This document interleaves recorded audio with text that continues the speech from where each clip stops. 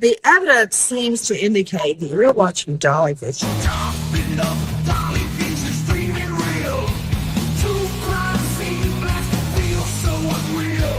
YouTube madness like share, subscribe. Tracks on fire, burning the world's fire. Where's the baby missing shadows crawl? People whisper footsteps down the hall. Fingerprints of the dead, cold as stone. He's got the scoop, best around town known. Dolly Vision headlines, King of Peace. Truth unravels, crackling through the heat. Lost soul shouting, echoes in the night. Rock the truth while live on their light. Topping up, Dolly Vision streaming real. True crime scene blast feel so unreal.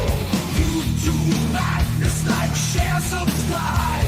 Tracks on fire, burning the world's fire. Where's the baby missing shadows crawl? People whisper footsteps down the hall. Fingerprints of the dead, cold as stone. He's got the scoop, best around town known. Dolly Vision headlines, King of Peace. Truth unravels, crackling through the heat. Lost souls shouting, echoes in the night. Rock the truth while live on air light.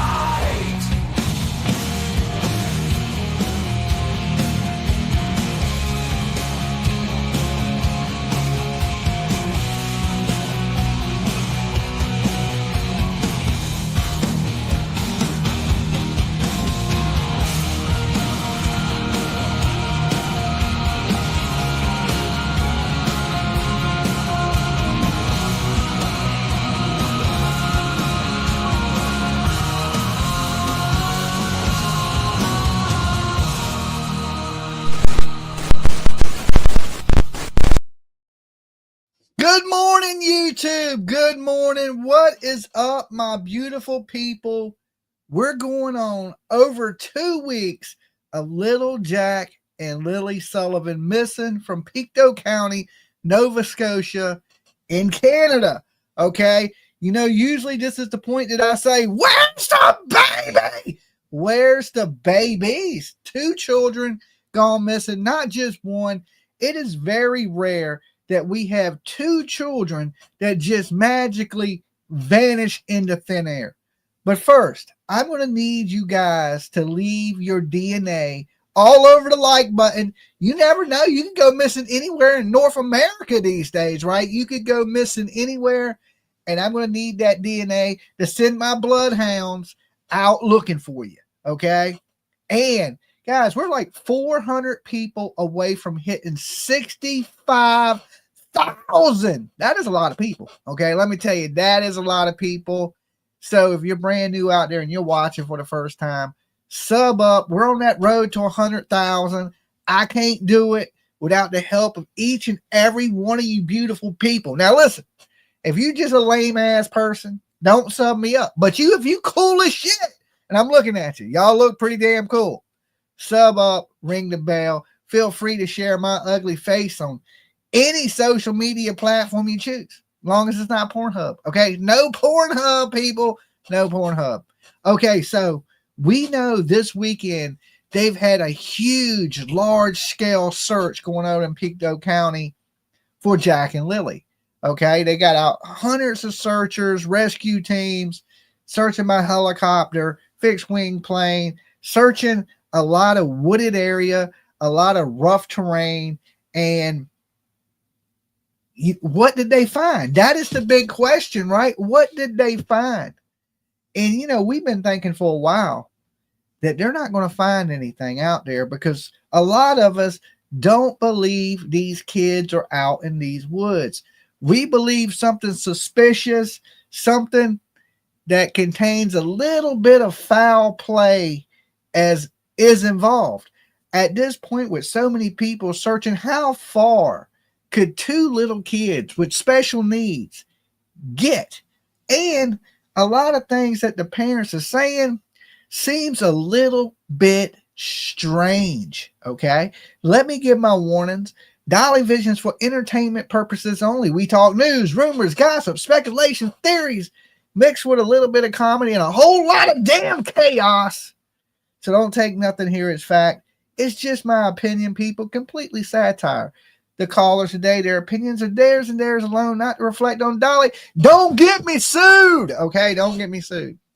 Also, everyone is innocent to proving guilty. That means Daniel, Malehya, the parents of Jack and Lily, completely innocent to proving guilty in a court of law.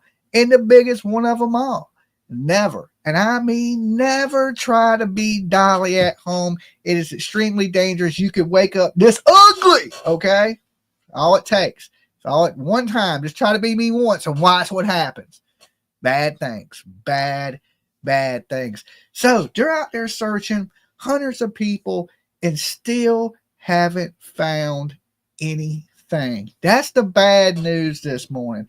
I was hoping to come up here and deliver y'all some good news. So I waited last night to see if anything would break, if anything would be found, and we would be one step closer to finding Jack and Lily. But nothing. And this I've been kind of thinking this anyway, but I didn't want to speak it into existence, right? Sometimes you say it out loud too many times and that shit happens. So I just kind of stayed back, kind of quiet last night, hoping a miracle would take place.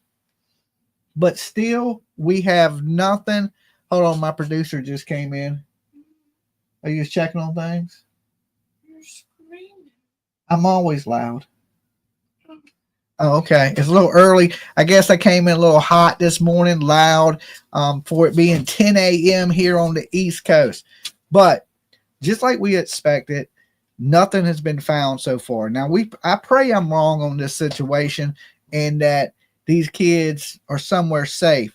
But at this point, children in the woods, 4 and 6 years old, okay, how long could they make it in these woods? Now, I've always said that you can go about 3 days without fluids. You know, you can go 6 months without eating. Eating's not a big deal. You'll be weak. You won't have very much energy, but you can go a pretty good while without eating. But without any fluids, usually 3 days, your kidneys shut down, you will perish. Okay. Now, some people hit me up and said that some kids can go up to 7 days without fluid. Now, I don't know if that's the case. I'm not a medical professional, but I know either way, we're at over 2 weeks. Okay. Over 2 weeks of these kids missing, unless they left with a jug of water or a way to get fresh water. They are no longer with us, and this would be a recovery mission. Sad as that is. Okay. Sad as that is. Now, at this point, if somebody kidnapped these children, there's the possibility that these children are still alive. But the problem is the police are not treating this like a kidnapping whatsoever. Okay? Even when it happened, they didn't issue an Amber Alert. And the father, he's come out and spoke even more yesterday. Okay? Now, he's saying some things that are confusing, that all this speculation on the internet is hard on his family and it's hard on Malehya, right? And then I was thinking to myself, how the hell does he know? Malehya's not talking to him. She's blocked him on Facebook. She has no communication. She's done split up with him. How does he know what is hard on the mother of this child? Now, my thing is this. The lady is pretty emotionless. Okay, she gave some one interview, but from what I'm hearing now, she's back active on Facebook once again. You know, she's like, delete it, bring it back, delete it.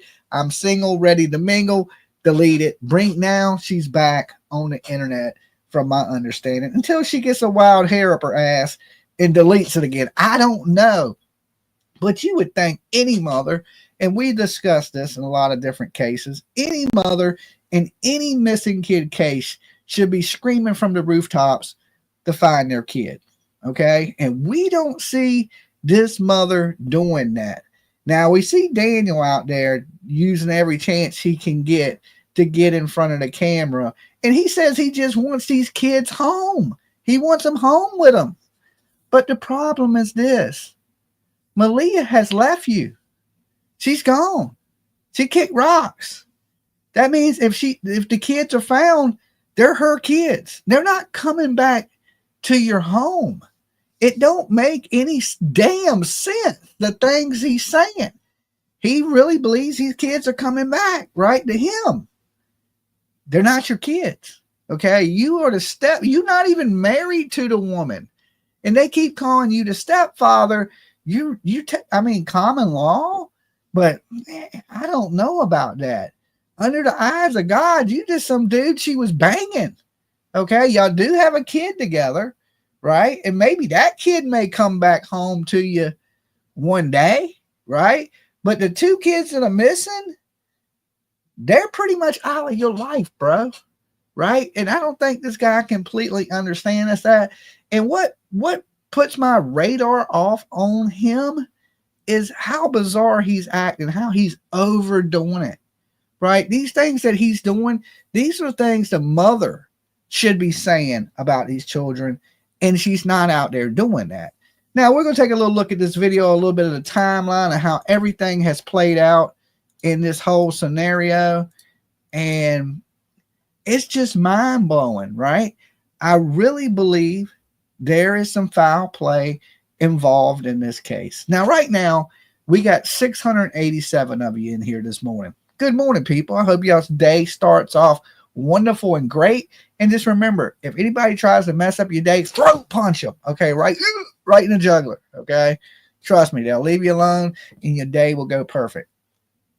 So I believe there's some foul play. I believe somebody knows where these kids are.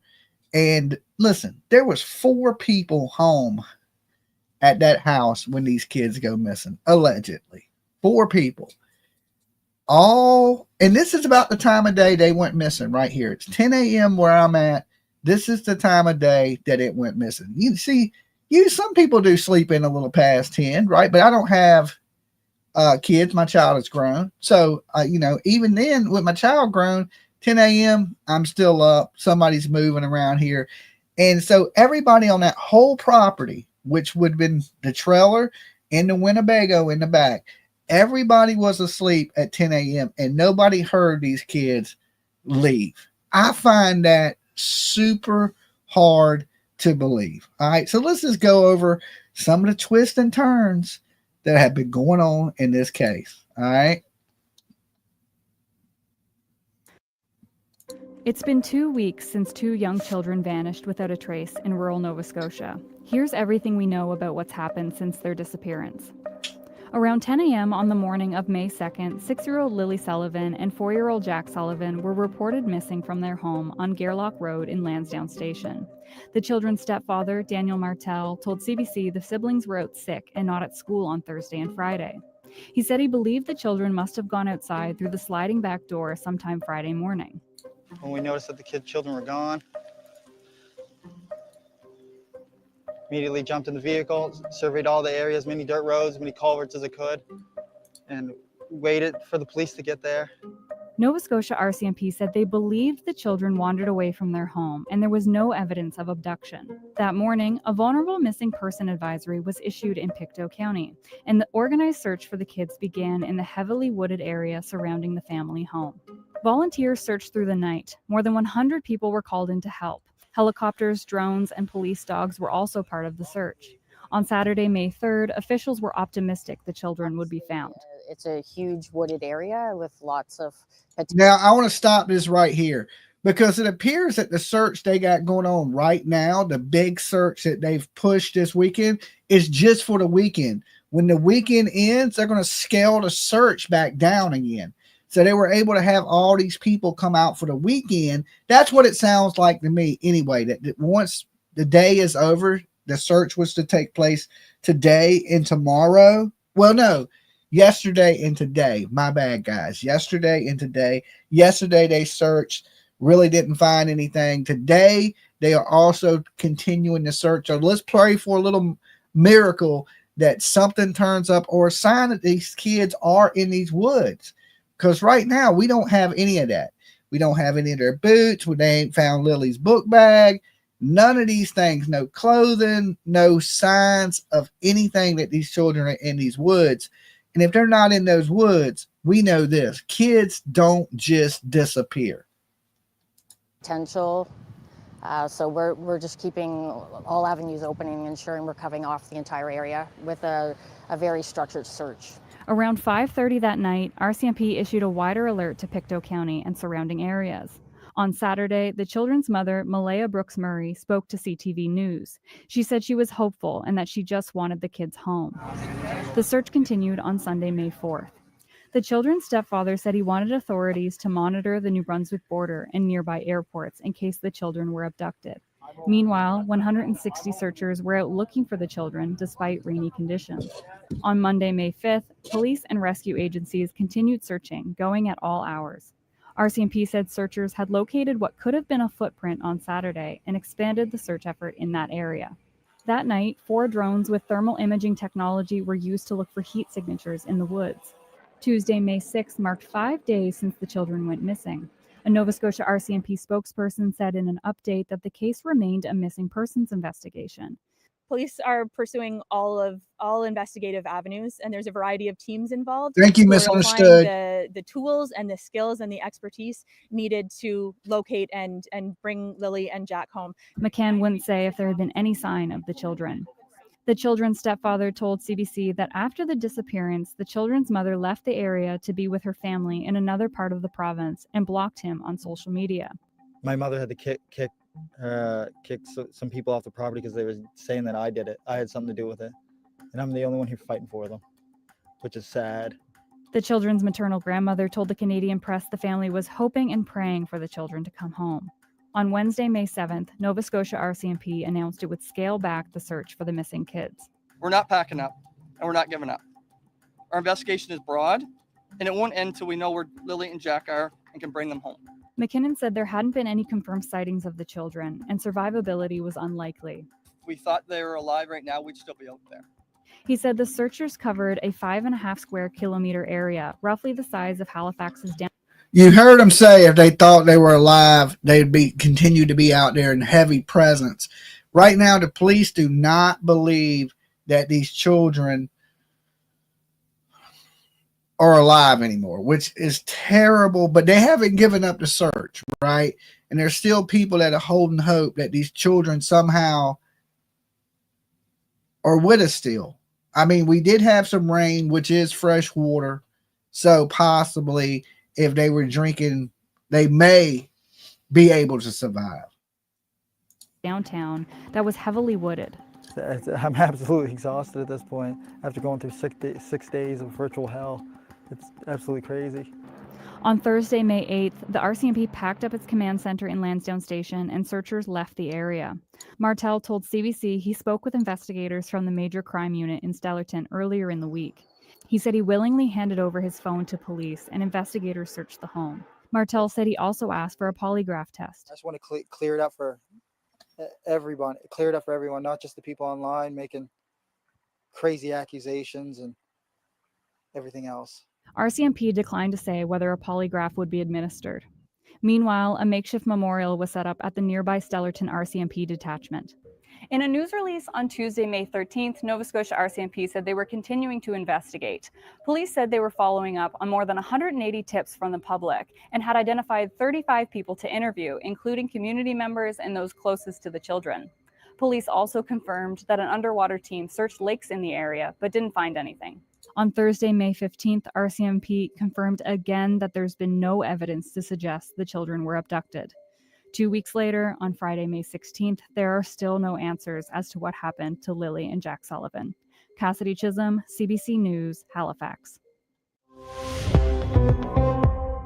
Okay, so right now we know this weekend that they went back out there. They've been searching with hundreds of searchers, a lot of drones in the air because, you know, some of this stuff is hard to get to. The terrain is very rough. So they've been having teams of drone people drone this area, search this area. And, you know, his whole, I'll take a lie detector test. The family don't believe me.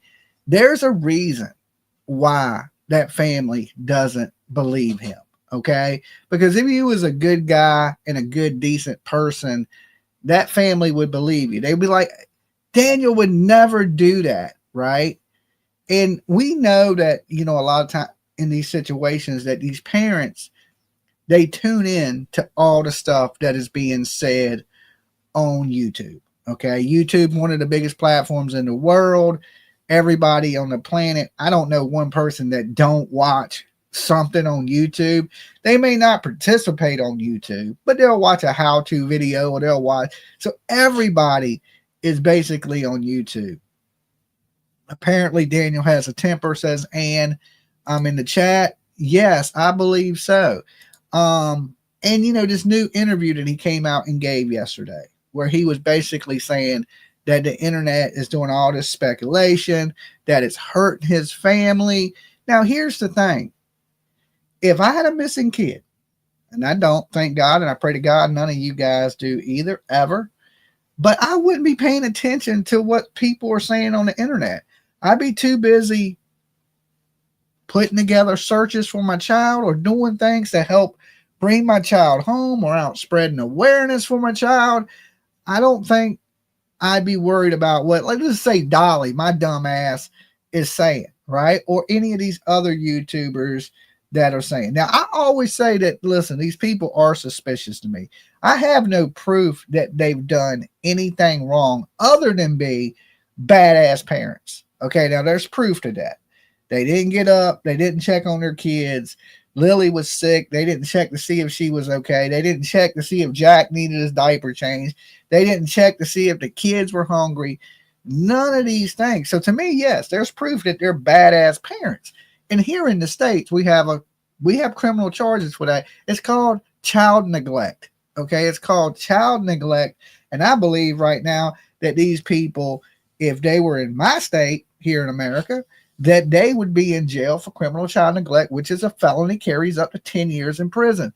That's just enough so they can hold you until they figure out what the hell is going on. Now, the police haven't ruled out abduction. They haven't ruled it out, but still, they're kind of making it be like these kids wasn't abducted.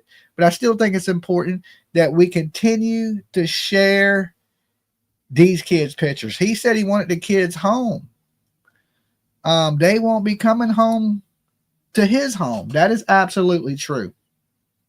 And at this point, the odds of these kids coming home alive is getting slimmer and slimmer by the day. Now, if they are out there for over 15 weeks and survived in the wilderness on their own at 4 and 6 years old with special needs, it would be an absolute miracle. Okay. We would need a miracle. And right now, that's what a lot of people are praying for. So if you believe in a higher power, throw that little prayer out there. There's a miracle for Jack and Lily. Now, if they have been abducted and this family is telling the truth, did the Canadian Mounted Police drop the ball a little bit by not issuing this nationwide Amber Alert? Okay, because somebody kidnapped these kids. It's absolutely possible. We can't say it's not. They're in a rural area. There's no cameras. There's nobody around. But it would have had to been a crime of opportunity. Okay, they just happened to get out, and somebody just happened to see them. And they're like, okay, let me grab these kids. I would have to point to the Michael Monkey Vaughn Fruitland, Idaho case. Michael Monkey Vaughn just happened to slip out the house. He did. His dad was ordering a pizza, smoking a cigarette in the garage. I've been to their home. They have 2 front doors. And Michael Monkey Vaughn slipped out the other door. He was old enough to open the door, walk out. And that's what he did. He was looking for somebody to play with. A few monsters, and not just one person in this case, because we kind of know how this is going in the Michael Monkey Vaughn case. But there was a few people out there that happened to see Michael Monkey Vaughn and some of the most nastiest, foul, disgusting human beings on the planet just happened to be at the right place at the wrong time. Okay. And they seen Michael and they grabbed him. And, you know, from Fruitland, Idaho police, they do not believe that Michael Monkey Vaughn is alive. Usually people that kidnap kids, they kidnap these kids to do bad things. Most people don't kidnap a kid because, hey, I want a baby.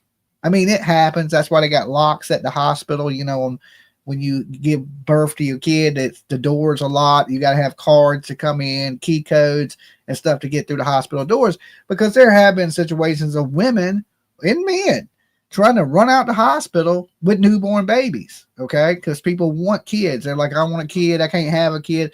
Let me go steal one.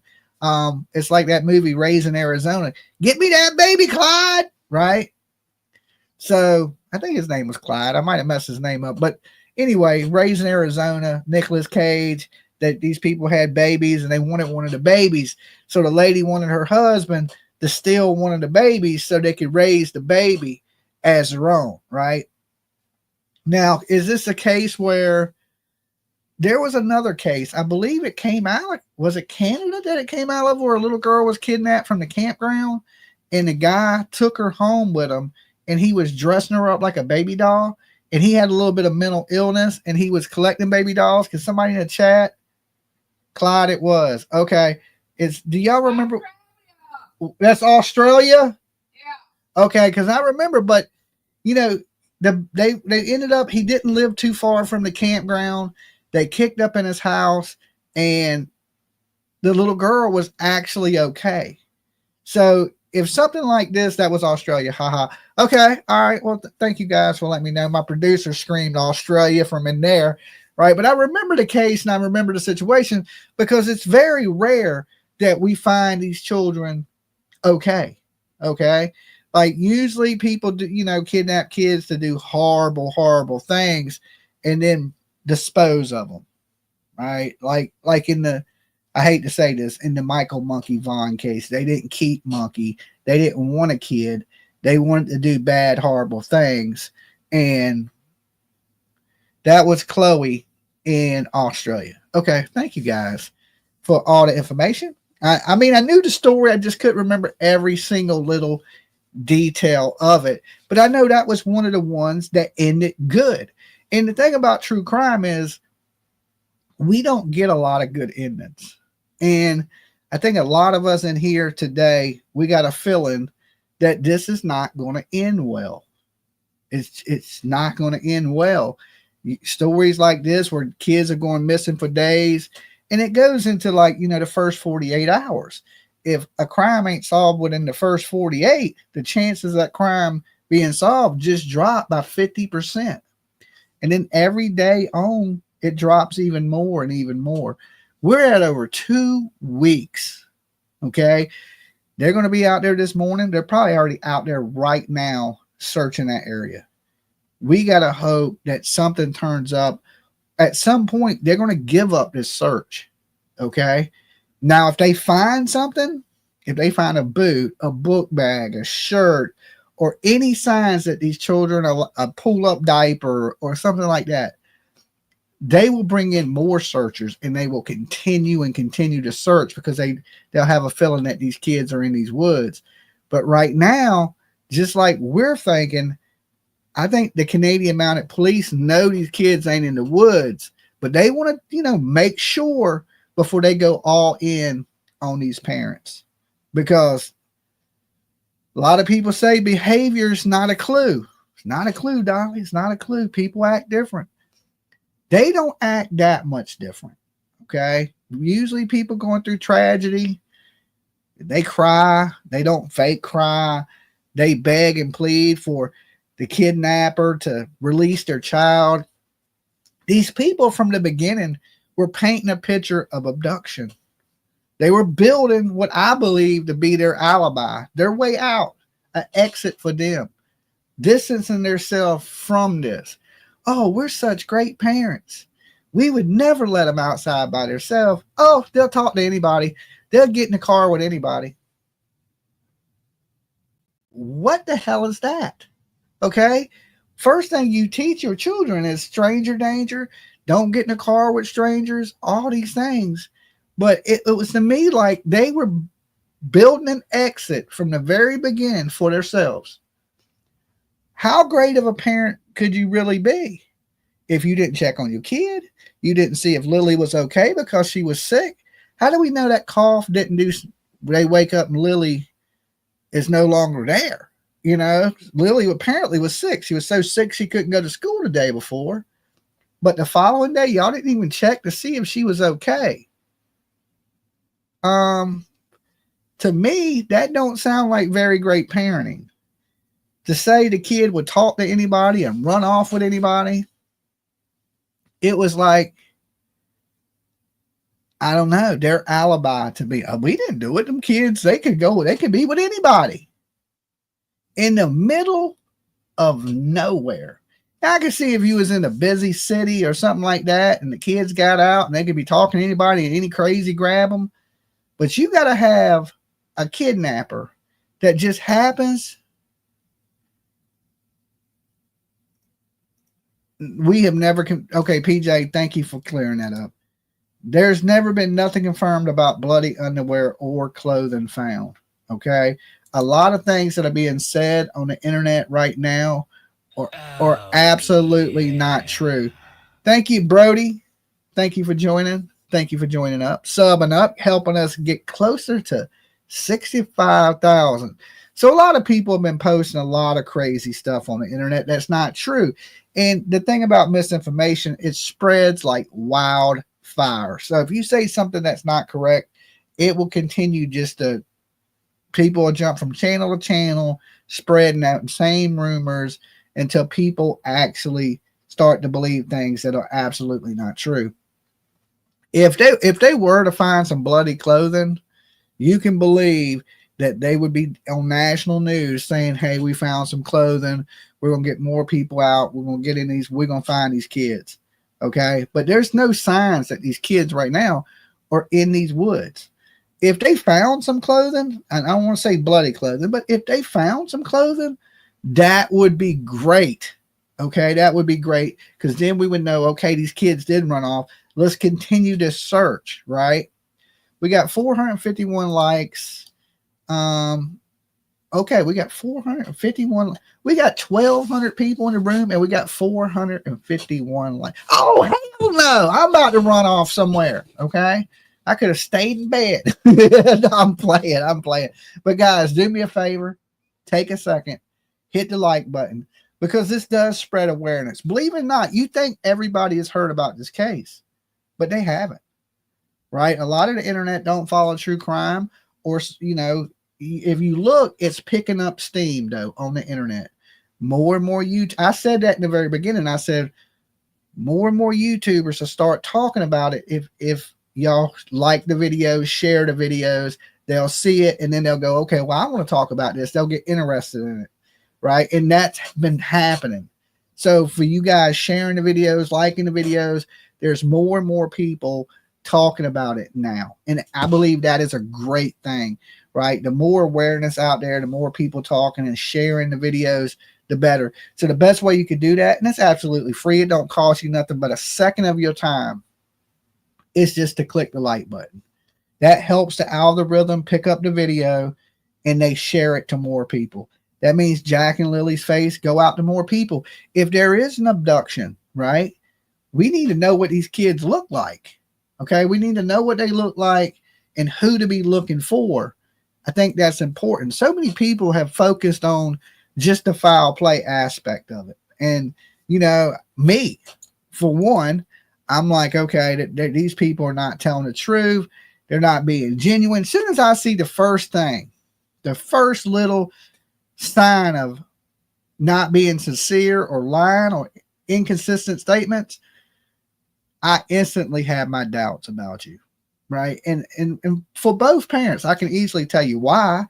One is Daniel comes off like Chris Watts to me, okay? I've been saying this from the beginning. Now I'm hearing other people say it. It's the overdoing it. It's the fake crying. Like, have you anybody ever seen him shed a tear? but he's so concerned. He so wants the kids home. He's done so much. He's outran helicopters. He's went up through the mud to here. He's checked all the culverts. He's exhausted. Okay. But have we seen him shed one tear for these kids that he cares and loves so much? That he went home, but at first thing you need to get home is your old lady. Okay, your girl, she don't want to be with you. She's on Facebook single and trying to mingle. You need to get her home first, because wherever she goes, if them kids are found, and I pray to God that they are and they're okay, they're going to go with her. All right, even if they're found and they're not okay, they're going to go with her, unless some people go to jail. Now, I already believe, and some of you may disagree with me on this, they should be in jail already for child neglect. Failing them children. As a parent, you got to be good 365 days a year. You cannot fail. You cannot get a felon grade one day. You got to make sure them kids are fed, safe, clean, all those things. Thank you for becoming a new member. And that day, like, listen, they could have been great parents 364 days prior to this, the greatest parents ever. But this day, they failed them children. And if they were so on top of everything, as soon as I didn't hear him, and that's what he says, because his story is inconsistent. The story's changed in this story a bunch of different times already. And one thing that never changes is the truth. The truth does not change. It is always the same.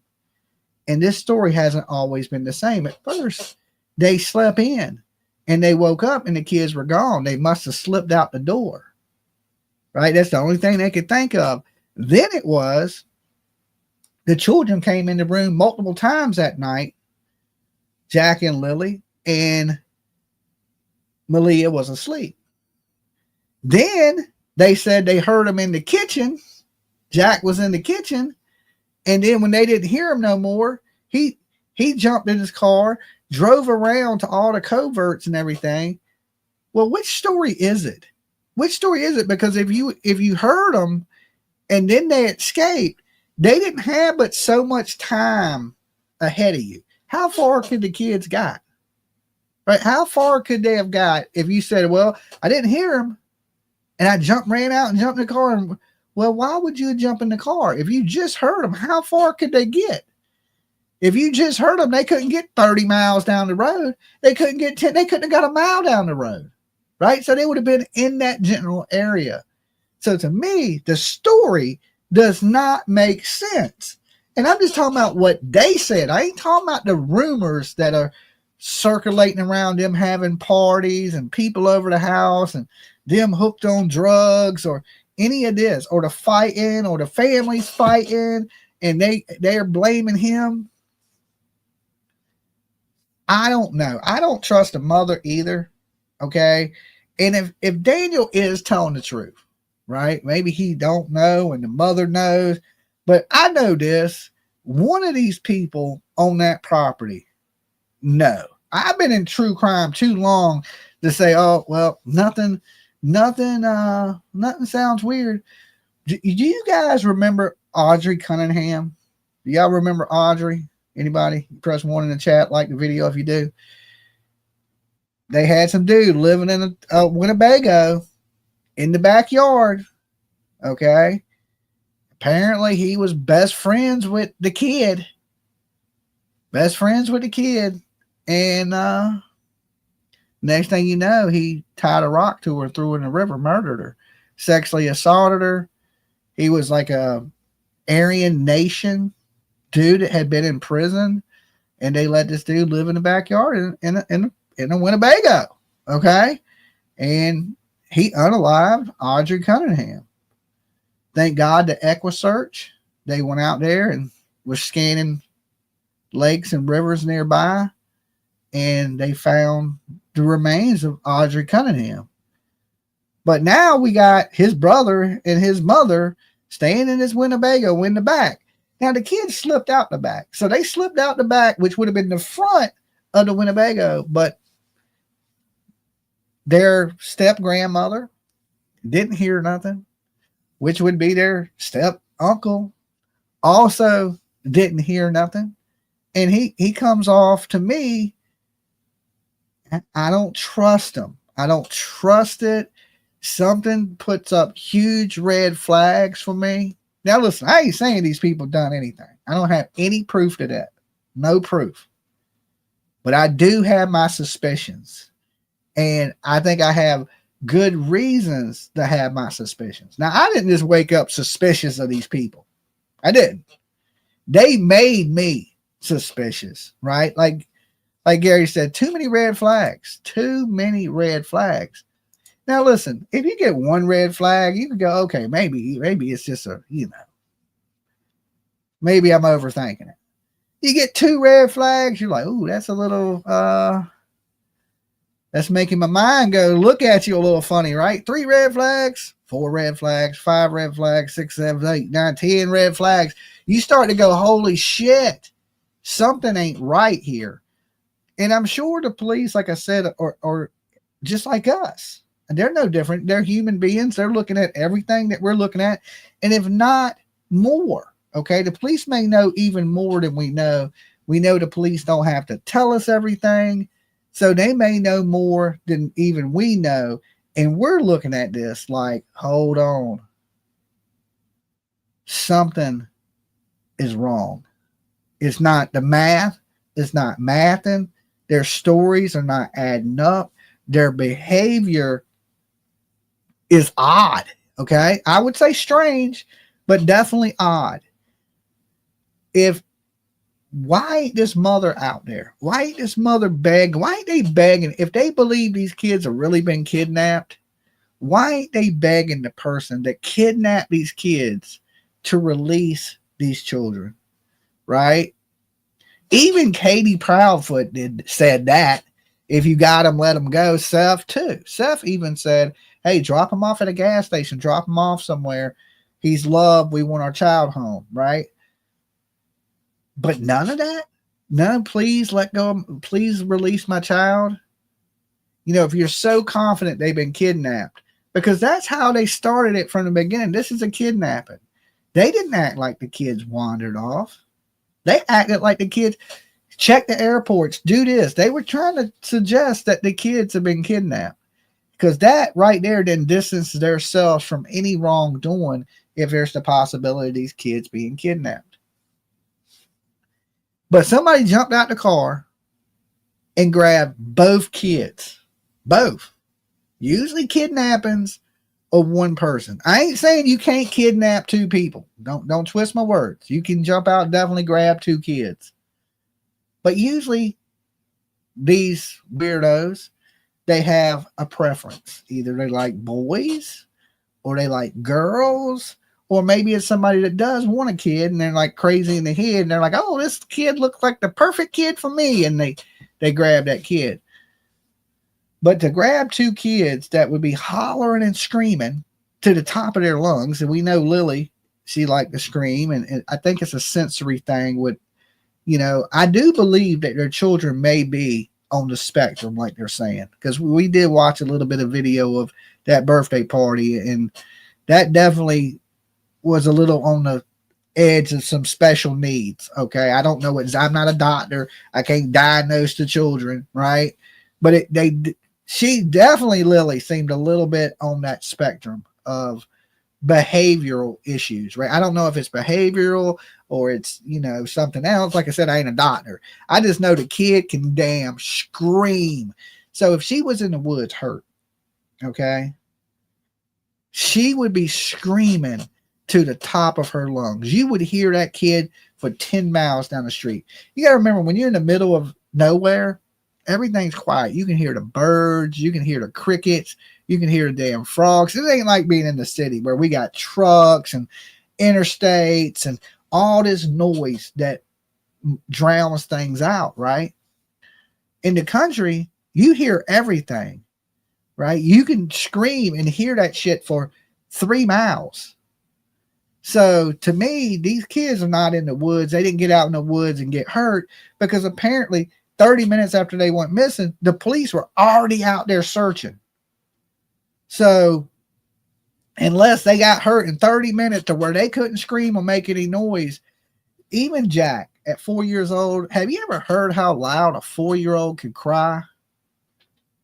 It's pretty damn loud. So within 30 minutes, they're out there searching. They don't hear a peep of these kids. They've been searching the woods for the first week. Then they took a little break. Now they're back out there searching and hasn't found one sign of these kids in the woods. Nothing. So to me, it tells me that these kids are not in the woods. We need to be doing more to investigate. And we know they're investigating Daniel and Malehya, right? We know special crime units are out there. They've been out there since the day after it happened. Now, they say they're always involved in missing kid cases, and that's possibly could be the case. But that, when we seen the first press conference, that officer acted like he knew something, especially when they were saying we're scaling back the search. It's almost like they knew, and you see right after that, they started searching the lakes. They started going back to searching the trailer and searching underneath the trailer. They started interviewing the family. The focus, I believe the police have, is on Daniel and Malehya.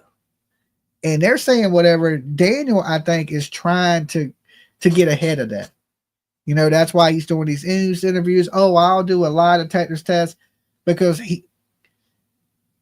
he don't want the public to completely turn on him, right? He says everybody's been supportive of him there in the community and things like that, but I don't buy it, because a lot of people from right there have called into this show and they believe the same things that we believe, even there in Canada, that these parents know something, they're acting strange. Basically, another situation where we Joe Dirt the kids. The mother packed up and left. Okay, don't you think you can put your differences aside with your boyfriend until you find the kid? Let's be adults. Let's put our differences aside. Let's find the kids. And if it ain't working out, we go our separate ways. But why do you decide right then, okay, we're splitting up now, and I'm going this way, you go that way, and I'm not going to search for my child? I just don't buy it. I just don't buy it. It just shows more of the bad parenting, that these people are not acting like adults, right? Like, I have an ex, we have a kid. If the kid went missing, she's grown woman now. I can't even say kid. But if my grown daughter went missing, you can believe me and my baby's mama would be together looking for our child. You know, it wouldn't be nothing for us to argue about, because we have the same goal: find and bring our daughter home, right? That should be their goal. And then if they're not, you know, working out, then split up, go your own way. What did this comment say? I caught it for a second, and then because the comments are moving so fast. Dolly, retired NYPD, said the same thing. I mean, it don't take a genius to see this. And a lot of, boy, Dolly, you move up with these penthouse apartments. Moving on up to the east side, right? This is the deluxe unit, okay, with the skyline view. Can't hide it, right? Can't hide it. But when, you know, I predicted a arrest would have came at the end of this week, which I was wrong. Dolly can be wrong every now and then. I still believe an arrest is coming. Now, my date was a little off, right? Because, you know, I probably jumped the gun just a little bit on, you know, because they still hadn't done everything they needed to do to know that these kids are not out there. And I believe this is the last push, right? I said it in the Sebastian Rogers case. I said, guys, this is the last push. That second search they did, I said, this is it. When this is over, they ain't going to be out there searching for Sebastian anymore. And that was absolutely right. They did one big search, and then they waited a little while, and they did the second search. And then after that second search, There was no more searches. It's been a year and a half. Okay. We got nobody. Even Terry Lynn ain't searching no more. Okay. Nobody's searching, which is sad. All right. Because how quickly people will give up and forget. Right. And still just as important today that Sebastian Rogers is found as it was a year and a half ago. And here's the thing, even if a child is not with us, they deserve that proper burial. They deserve a nice resting place. They deserve to be brought home no matter what. If they're with us or if they're not with us, either way, they need to come home. And to see so many people give up that fight on these kids so soon, it's just like, damn, I hope I don't never go missing, because I want people to search till you find me. Okay. She's a Megan Boswell. I hope that is not the case. Okay. Well, you know, for you guys that are tuning in that may not be familiar with Megan Boswell, as this comment says, Megan Boswell met a boy at her job, and I guess that guy didn't want kids. He, you know, and she just kind of did away with her kid so she could be with this guy. And this Megan Boswell is a situation where a woman chose a man over her child. There was that disconnect, right? The lack of emotion. And, you know, I was in the courtroom with Megan Boswell. She never shed a tear. Some of these people, just like Leilani, the only time they shed a tear is when they're being sentenced. Okay. And they're not crying for the kid they killed. They're crying because they know they're never getting out of prison. They're crying for themselves. And all these people have that same emotionless demeanor, right? And you know, me personally, I've been around both of them. Megan Boswell in person, Leilani, we sat there and had conversations. Both of them super emotionless people. And I see that in Malehya. Right now, I ain't saying she's thrown her baby in a dumpster or stuffed her, you know, Megan Boswell stuff wrapped. Oh God, listen, guys, the nastiest thing I ever seen in my life. And a lot of you guys didn't see this because you wasn't in the courtroom and they didn't show it on TV. I mean, these images are out there, and I recommend you don't go watch them. When they showed Megan Boswell's baby's body, I had never seen nothing like that in my life. Never. I've never seen something so foul, so disgusting, ever in my whole entire life. I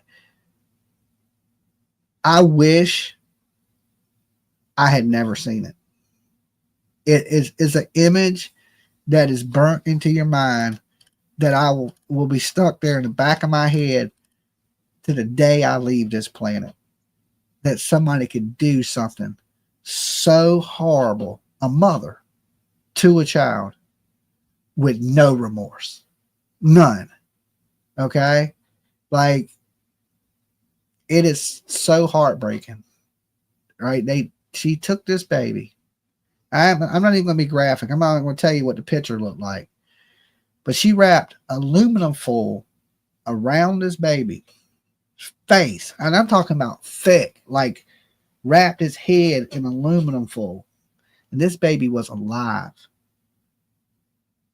Threw this baby in the trash, smashed it down in the trash, and then put another trash bag on top of her and threw the bitch in the garage, the trash can, and left it there.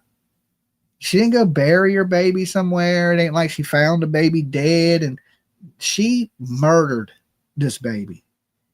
The most terrible death you can even imagine, right? She sat there and looked at pictures of her baby with no emotion. You talk about people in the courtroom crying, jury crying, and she sat there completely emotionless. How can these people do this? How can you? Most of us look at our kids like just part of us, right? Love your kid unconditionally. Like, here's the thing. Like, look, I'm going to use this. Stephen Stearns, weirdo, child, sex essay, Maddie Soto, but you ever hear the phone calls of his parents talking? They love their kid. Okay, they love it, and he's a monster. Okay, I mean a pure T monster, and they love their kid. How can you hurt a baby? Okay, the most innocent people out there, right? That you are the ones that are supposed to protect these small children, and you are the one that absolutely hurts them. Now, I don't know if both of these parents are involved in this, but I just have this strange feeling, and I could be wrong. Y'all can tell me on the phone lines. I'm going to open the phone lines in just a minute. That somebody on that property knows what's going on. Is the brother creepy and they don't know, right? They're blaming each other, but maybe it's the person in the trailer. Now, usually women, like grandmas and stuff, they usually don't tend to hurt kids unless you grandest, then it's questionable. Okay. So I'm more suspicious of Malehya, Daniel, and his brother than I am their mother. Okay. Because she raised them two guys. So it looks like, right, she ain't known for, hurting kids because they've made it, right? So I'm a little, less suspicious of the mother, but would she know something and not say it to protect her kids? But them three of super sketchy. You say Grandis knows but didn't do anything. Well, Grandis has had two people come up missing around her and never do a day in jail. And every time somebody goes missing, she leaves. Make that shit make sense. Okay. She just, time for me to go. I'm packing up and jumping in my trailer like a damn gypsy and I'm out. Okay. I'm out. I got to go. See you later. Call me when you find a kid. Right. I mean, her daughter, she pretty much did the same thing. Summer Wells, she did the same thing. So at least these people haven't fled. Only the mother left, but the mother didn't leave and flee. She just left and went down the street to stay with her mom. But it's still, the situation is you left. It's hard to get past that. You do an interview and you're emotionless. You're not begging. You're not pleading. You're not crying. And to me, that is super odd behavior. Okay. So like I said, they're out there today searching. And I think this is it, guys. Once this weekend hits, they may go out next weekend, but I think this is almost over for us to searching for the kids. They're either going to say, well, these kids are dead. They couldn't have survived out there in the wilderness this long by themselves and stop searching. And then, or if they believe that, which I don't believe they believe that, the focus goes on to the parents 100%. Okay. Right now, I believe they think the parents have something to do with it too, but they have to, cross their I's, dot their I's, cross their T's. I almost said that completely backwards, right? They got to make sure that they go through all the motions before they start on these parents, before they start their real hard interrogations of listen, these kids ain't out there. These kids ain't been kidnapped. Y'all know something. Y'all need to tell it. All right, give me 1 second. I'm going to pull up the phone lines for you guys as soon as I can find a number. All right, give me 1 second. Let me pull up the phone line.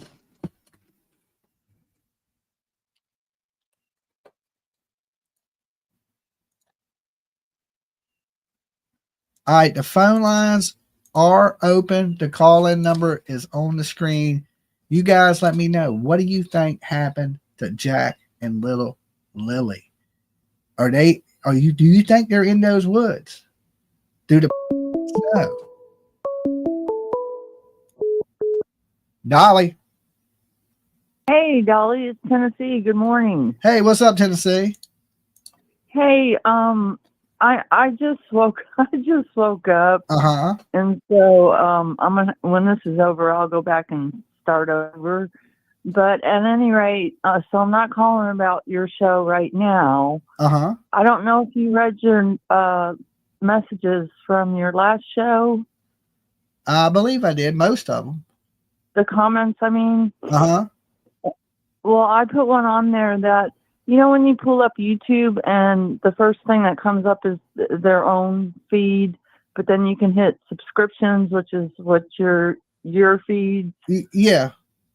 Okay, well, if there's nothing going on my feeds, I'll scroll through the main feed.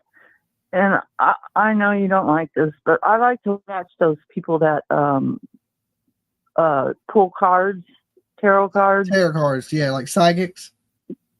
Yeah. Okay. But this lady I just found, like just maybe 2 days ago, I liked her because she only pulls like 3 cards during her whole show, and she talks about each one like extensively. Yeah. But at any rate, what I wanted you to know is that she gave you and PJ a big shout out. Cool. Did you read that? Yeah, I did see that comment. A psychic did? Why would she shout us out? That's weird. Oh, well, psychic, but yeah, she's the one that just reads cards. Oh, okay. She gave you a big shout out on this case because she knows I'm and psychic. How, pardon? I said she knows I'm psychic, or she thinks I'm right about what I'm saying. Yeah, that's what I was going to say. As she was talking throughout her show, and I didn't even realize it, was she was saying like a lot of things in the lines of the way you think about this case. Mm-hmm.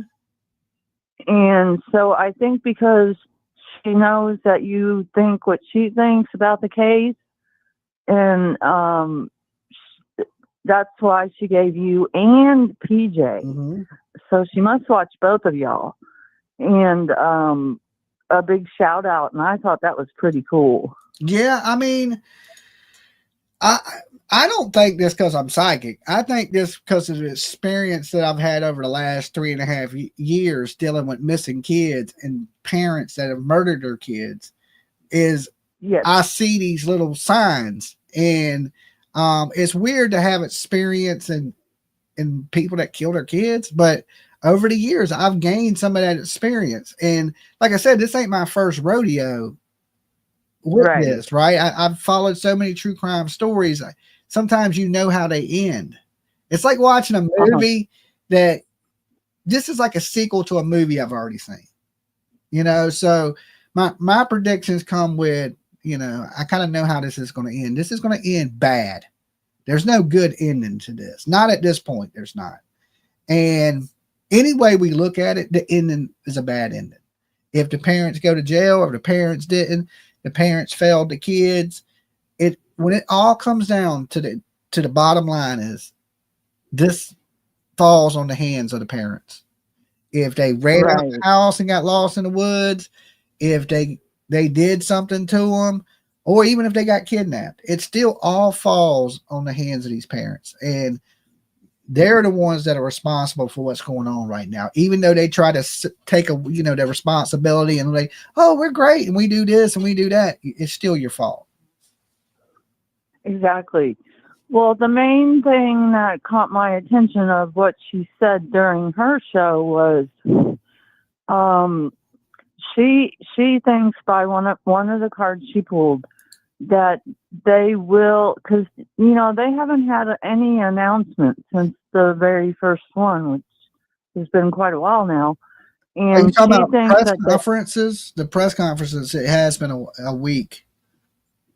Yeah. So anyway, she thinks that they will find them this week, which is pretty much what you were saying last week. Well, I think they'll be I thought they'd be in jail this week, but I was wrong about that. So far as finding them, I don't know when they're going to find them. I don't even have a prediction for that. If they ever, because would you tell? I mean, even if they go to jail, would you tell? Unless they, they give one of them some leniency and somebody talks. That's usually how find it is they go, okay, we'll give you 20 years instead of 60 years, and then somebody talks. Without that, I think they had a 3-day head start. So Right. Yes, she does too. Wednesday, Thursday, they had a 2-day head start. 2 days. They had 2 days to do whatever they did, and then Right. call the police. And I think the kids have been gone since Wednesday. And they were last seen Tuesday. Lily didn't go to school Thursday. They say it's because of cough, but I don't believe that. Okay, I Right. believe that. Or she had a cough, so you didn't send her to school. But Friday you didn't check on her. I don't believe nothing they say. I just don't. Right. That's kind of exactly what she was saying, except she said possibly Tuesday night through Friday when they actually called the police. Yeah. Sometime in there.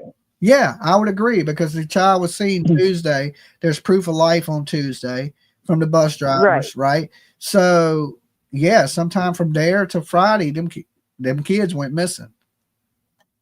Right. Right. So I thought I've never watched just a random, show, and her, and it surprised me. I mean, she shouted out you and PJ. Well, that's awesome. And I thought that was okay. I know. I thought that was so awesome, and I posted a comment, even though it was like the first time I've ever seen her. And then I went to your last video from yesterday and made a comment about it. Okay. And I put the channel on there because the show's not very long. And like I said, I think she only pulled like 3 or 4 cards. I will go check her out. Hey, I appreciate you calling in. Okay. Y'all have a good day. You too. Peace. Thank you. All right. So even the psychics are thinking the same thing I'm thinking. Listen, we got 1,600 people in here. I'm going to ask this question.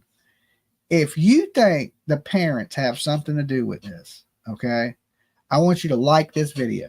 Like it. And then I want you to press 1 in the chat room. If you think these kids wandered off into the woods, I want you to like the video and press 2 in the chat. Okay, let's just see where our people. We got 789 likes right now. Let's see if we can jump it up to 1,500. If y'all believe these parents are responsible, just like me. Okay, me and the psychic lady apparently believe that, hey, there's some foul play, something's going on. There's some inconsistencies. The math's not math, and things are not adding up. All right, let me open the phone lines back up while we do this. Okay, I've been seeing all ones. 1, 1, 1, 1, 1, 1, 1, 1, 1. It's nothing but ones. Dolly. Hey, Dolly. It's Bonnie from Alabama. How are you this morning? Hey, Bonnie. I'm doing pretty good. How about yourself? I'm doing pretty good for an old lady. That's good to hear. I wondered if there's an old septic tank on the property, because I had a friend who was murdered and they put her in the septic tank. And all of the dogs that tracked could not pick up her scent in that septic tank. They said that because of the all the different odors that were in there, it was confusing to the canines. And we organized a civilian search party about 2 weeks after they gave up searching. And when we went out to the property, we noticed a bunch of, and it's gross to say, but a bunch of buzzards and maggots and flies around the old septic tank. And we called the sheriff's department, and they came out and they found her. Wow. In the old septic tank. Wow. After they had searched for 2 weeks that whole property with about 13 canines. Yeah, I mean, there was a lot of rumors in the Summer Wells case that they believe that she was thrown in a septic tank or a well on the property. Now that's never panned out. I don't know. But I know the internet rumors, everybody's like, you need to check the septic tank. Cause when I was out there searching, everybody's like, septic tank, right?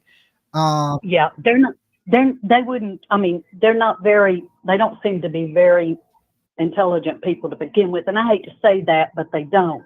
So I don't think they would put them in an active septic tank, because that would release the odors into the property and into the house. because it would still be used, Uh-huh. and the dogs would have picked up on that. But if there is an old existing septic tank that is not used now, that might be an option for them to check and see. Yeah. I don't know if they have or haven't. And we haven't But, got any word if they brought in cadaver dogs either, right? We heard rumors of it, right? Because even in the press conference a week ago, they said, have y'all, somebody asked, are they going to bring in cadaver dogs? He said, well, that may be our next step. But he didn't say that was their next step. He just said it may be our next step. But right now, I don't know if they brought any cadaver dogs. And I'm sure that they've, they're going through that property with a fine-tooth comb. But here's the thing. Let's be honest. If you unalive somebody or you did something, are you going to leave them right there where you're at, or are you going to get rid of them? We said the same thing, and we were shocked that she was still right there. Property. Yeah. There's a movie on, I believe it's on Netflix. It's called Jump Into the Fire. And there was this mother that lost her kid, and the kid got adopted and on and on. But the kid ended up getting murdered. And the dude buried her in the backyard. And the mother kept saying, my kid is buried in the backyard. She knew the exact spot that the kid was married. She Google mapped it and could see the grass wasn't growing there. And she would do it every year, get these Google maps of the property. And eventually they dug up the spot, and her daughter was right there. Yeah. I mean, I was just like, this was like mother intuition. You know what I'm saying? She knew, like she could feel it. Somebody said, I saw that, Dolly. Yeah, that's a good documentary, Jump Into the Fire. So if you ever get a chance to watch it, and he never, he didn't get rid of her. He kept her right there, right where he was at. So, and I think the reason in several cases, that's what they do. It keeps them in the loop of the investigation. Yeah. They know then where it's being searched. Yeah. And how much time they've got before they're actually caught. Yeah. And you look at Daniel, the stepfather has been going up to the command center asking them what information they got. That's what I'm saying. That he's trying to stay in front of the loop. That's what I think, that he's trying to stay. Well, if they're doing this, they're not investigating me. That's why he wants to know what they got going on. And the police already said they don't really even want to talk on the radio because everybody's listening to the radio. Right. My dad was a police officer here in our local city for 30 years, and he was in the detective division for 19 of that 30 years. And we just, as we grew up, we picked up on things, investigative tools from him. And it just, I am fully believe the red flags that you recognize also. They have done something with those kids, and I think that they are going to find that they are close to that property so they can keep an eye on what's going on as far as the investigation. Yeah. And that may be why the mother left. She may not have been able to take the fact, knowing her kids were dead and were on that property where she was. It's possible. Some of her maternal instincts may have kicked in a little late, but some of them may have kicked in and she just couldn't deal with it. I'm not ruling anything out. I'm not. I'm just pointing out that, what I find to be suspicious, the inconsistent in it. I hate to put blame on people like this because, I wouldn't want somebody blaming me. But then again, if my behavior was questionable, I would expect it. When you have a lot of red flags on your behavior, it's kind of hard not to speculate. And it's my opinion. You're not forcing me to say it and paying me to say it or anything. That's strictly my opinion. And I think that if they bring cadaver dogs out, if they haven't, I think that that this mystery will be solved, unfortunately. Okay. Well, look, hey, I appreciate you calling in. Okay, Dolly. Thank you for taking my call, honey. Not a problem. You be good. All right, Peace. dear. Okay, you too, baby. Bye-bye. All right, my producer just walked in. Oh, I was just going to say that the channel that got the shout out was the video we reviewed when you did the psychic video. Okay. And I was going to say something else, but I forgot.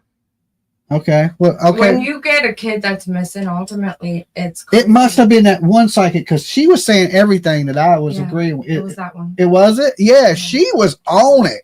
Like she knew her shit. Like I was like, okay, this lady might actually be psychic, right? Because because what she was saying, like, and she was almost matching what I was saying, like blow for blow, and it was like, you know, that it all comes back onto the parents, no matter what.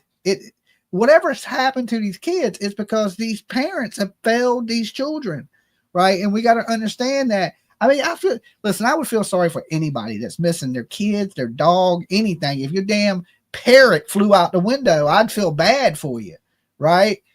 But at the same time, if you have responsibility in that, how bad? I mean, I do still feel bad for the kids, but far as what you've done is horrible. I can't feel bad for your wrongdoings. Like, they should have been checking on those kids. They should have been up that morning giving them kids breakfast. And I don't know what has happened that morning, right? Because it's hard to tell because, like I said, their story keeps changing. And the truth never changes. It never changes. Dolly. Doug from Tennessee. What's up, Doug? Hey, enjoying life, baby, enjoying life. That's the only thing you can do. That's it, playing my golf and enjoying the day. Awesome, awesome. Is it a nice day down there in Tennessee? Yes, it is. Okay, all right. I walked outside early. It was a little cloudy, but it looked like the sun was coming out. Didn't they say DPS was out checking in on these people too? Now, I've heard rumors. I don't have any proof to that they were already involved, but I heard CPS had already been there prior to this. Now, that, like I said, that's all rumors. I don't have any factual proof that is the case. Now, and I'm not trying to be a smart ass, and I ain't trying to be right. But I believe when DPS gets involved in the family, they need to take the children right then. And then put the family through counseling. Here's the thing. Sometimes people get... And put the family through counseling. Yeah, well, sometimes people get reported to CPS false. Like, people call and say, you're not taking care of your kids, or they don't like the way you parent, and they call on you, and there's really nothing to it, right? And then you get actual ones that are so if you just go in and start taking kids, you'll end up taking kids from parents that ain't done nothing wrong. And then, well, yeah, but I'm just saying until they went into counseling. Yeah, but what if you don't need counseling? What if you don't need counseling and somebody just calls and says you're not taking care of your kids? Don't take that chance. Kids are too valuable. Yeah, I Kids are too valuable. I understand that, but you got to give everybody a fair shake in this world too. Just like that one whooping a kid with a belt. That kid should have been tooken then when that rumor was there. Are you talking Sebastian when he was? You got that right, bro. You got that right. Both of them, Seth, his mama, and the other guy, when they found out that boy was being, they should have took that child. He would still be here. I agree. I absolutely agree. But then there's a point. You say what? You know, you got to be on drugs. Then you look at allegedly. But here's the thing: if you do not discipline your children, then you'll have kids that have no respect for anybody.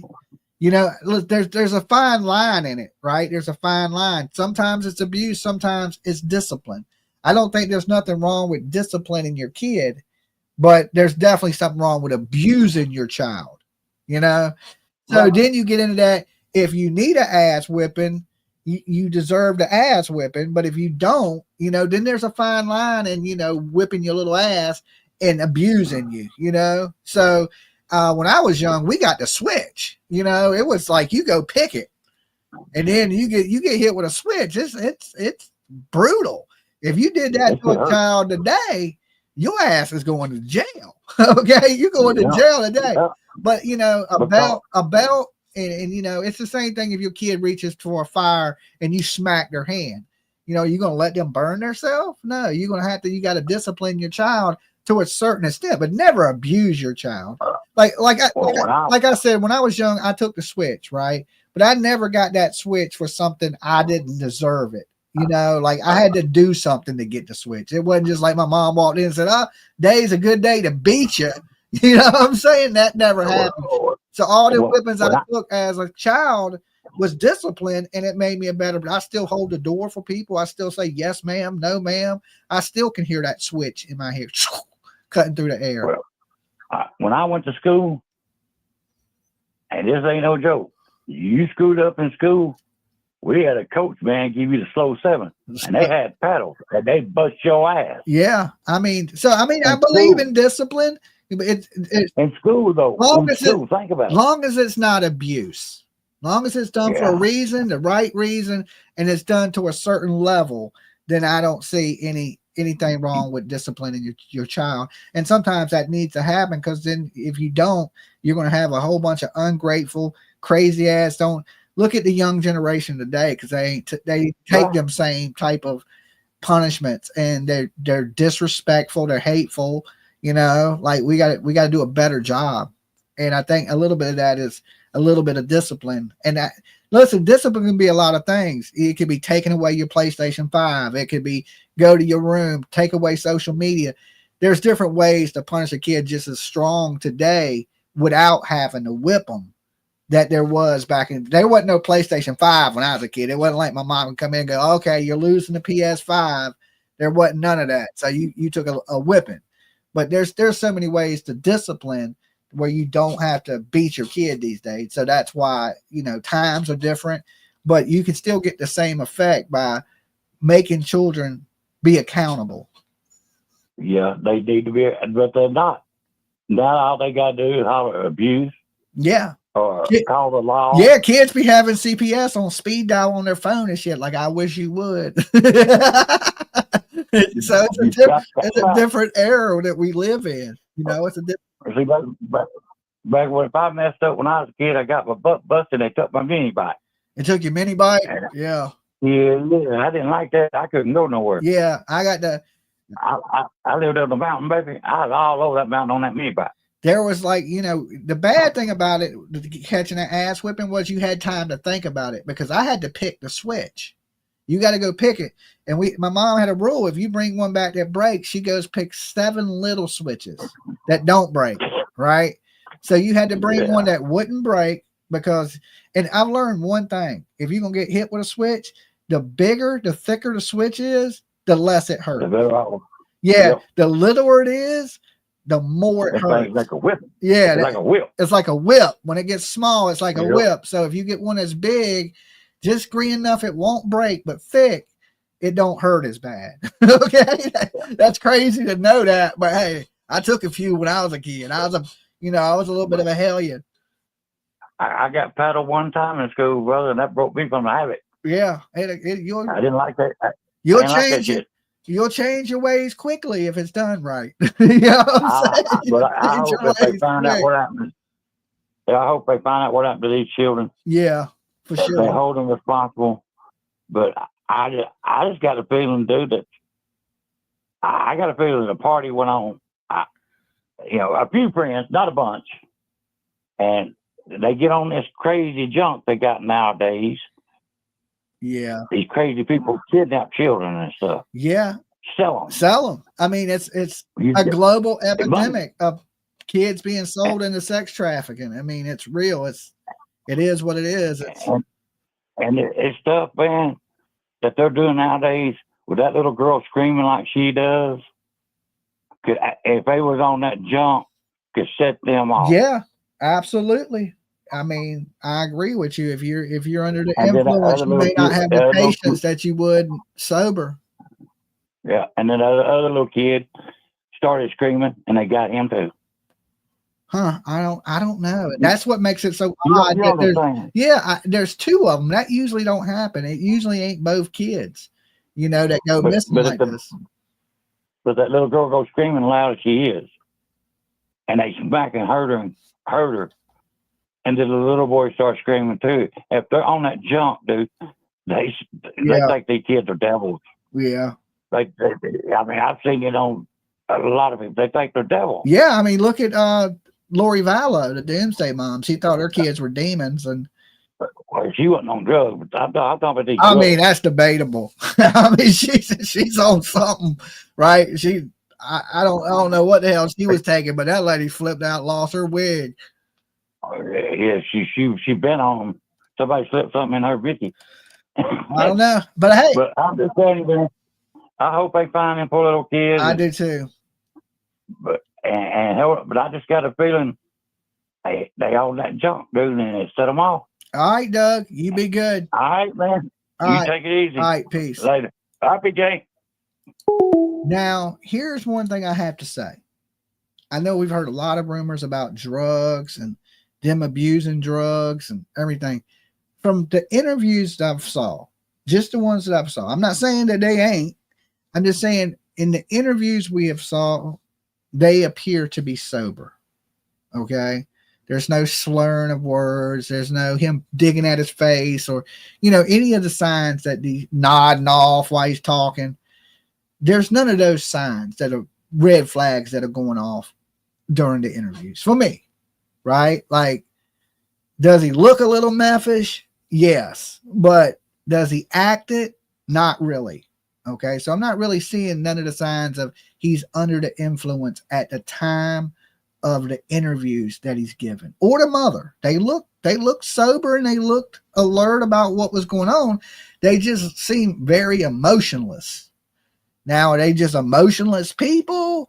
And I, like me, I'm super emotional. I can watch a sad movie. I used not to be like that. I guess as I got older, I got softer and I started caring about shit when I didn't before. But now everything chokes me up. I'm wiping tears from my eyes and shit. Right. But the fake crying is easy to spot. Right. Fake crying is when you like this and then you come up and there ain't a tear one. Right. You usually, a tear in a man will come out uncontrollably. All right. Because men try not to cry. It's like a golden rule. It's man law.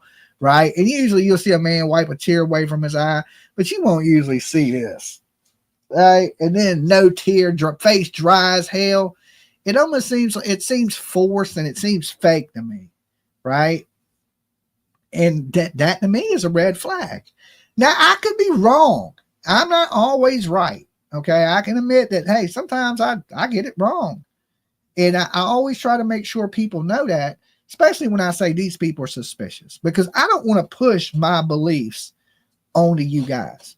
Right? I want you to come to your own conclusions. Just because I point out what I see, but that don't mean you got to agree with me. You can have your own voice, your own opinion. I don't run an echo chamber. Just because I think they're suspicious don't mean you got to think they're suspicious. You can believe they're innocent. You can call up here and say, Dolly, I think you are completely wrong. I ain't going to be mean to you. I think these kids ran off in the woods and you got it all wrong about these parents. I hope I do. Right, Mom. Dolly. Dolly. Yes. Katie from Tennessee. Hey, Katie, a lot of Tennessee this morning. I just see you just beat Nova Scotia. There was a call coming from Nova Scotia, but you beat them in. So.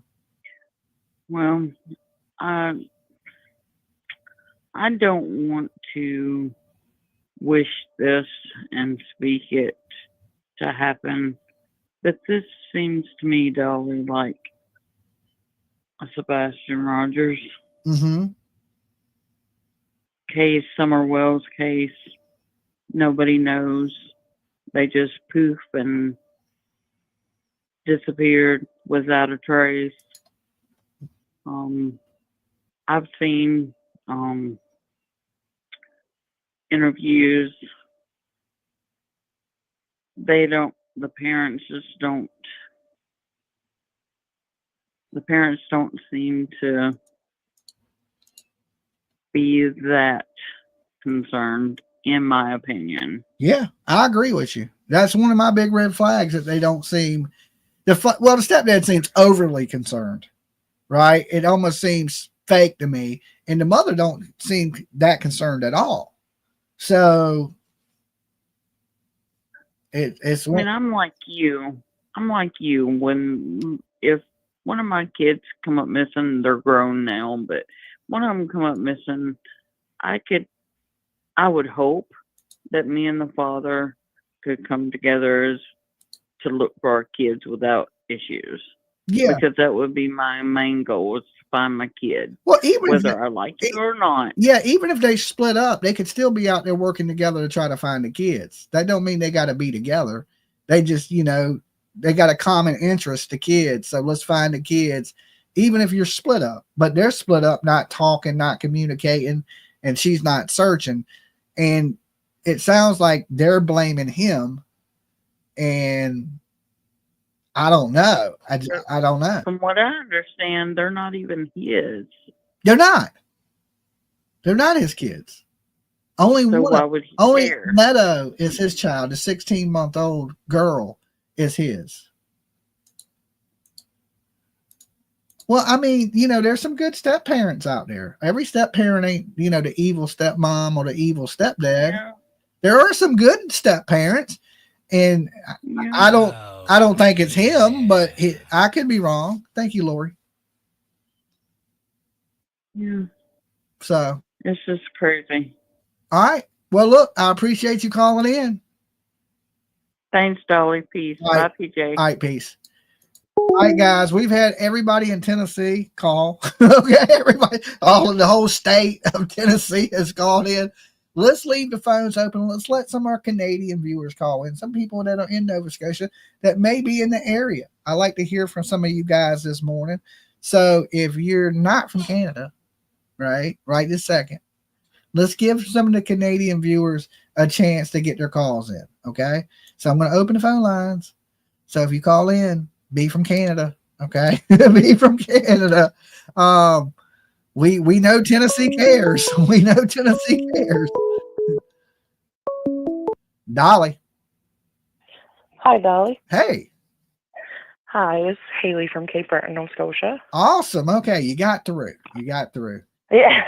So. Yeah, I just wanted to talk about the RCMP a little bit. Okay. I've been watching and listening and seeing a lot of comments of people saying, like, I can't wait to see the investigation videos. I can't wait to see, like, all this other stuff. That stuff does not come out for us like it does in in America. the States. So you don't get to see the interrogation videos, the body cam footage, and all that? No, like, I know the local police around here don't even have body cameras. I believe RCMP do. Uh-huh. But stuff like the rumor about the bloody clothing, like if that 100% could be true, and they may never tell us. Uh-huh. So if they did find something, they wouldn't come out and say, well, we found this. Exactly, yeah. They may come out and say we found evidence, but they would never tell us specifically what it is. Okay. I'm not sure if you heard a few years ago about the Nova Scotia mass shooting. It was a man dressed as an RCMP officer in an RCMP cop car. Never heard about it.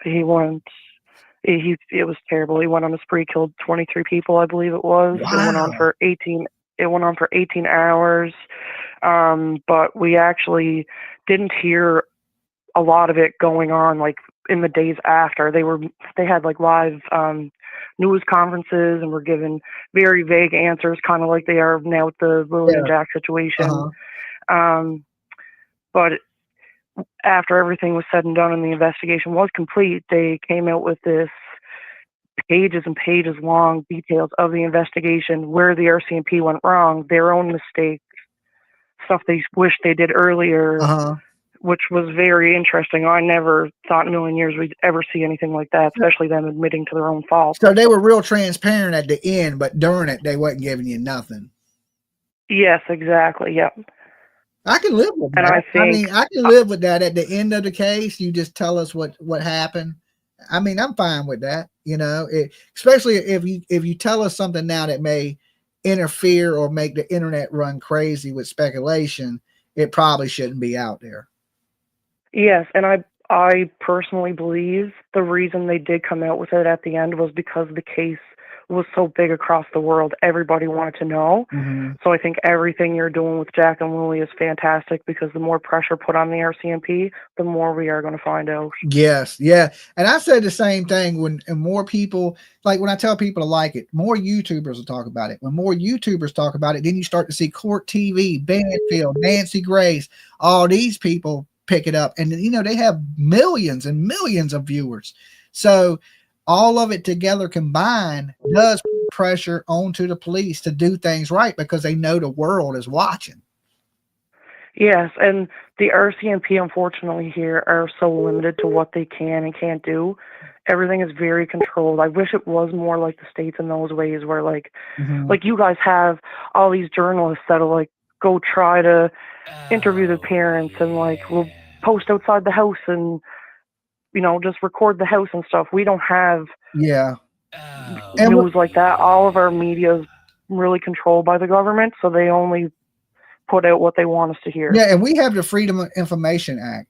So we can request from the police their body cam footage, any video, any paperwork, any 911 calls, anything, any audio, dispatch audio.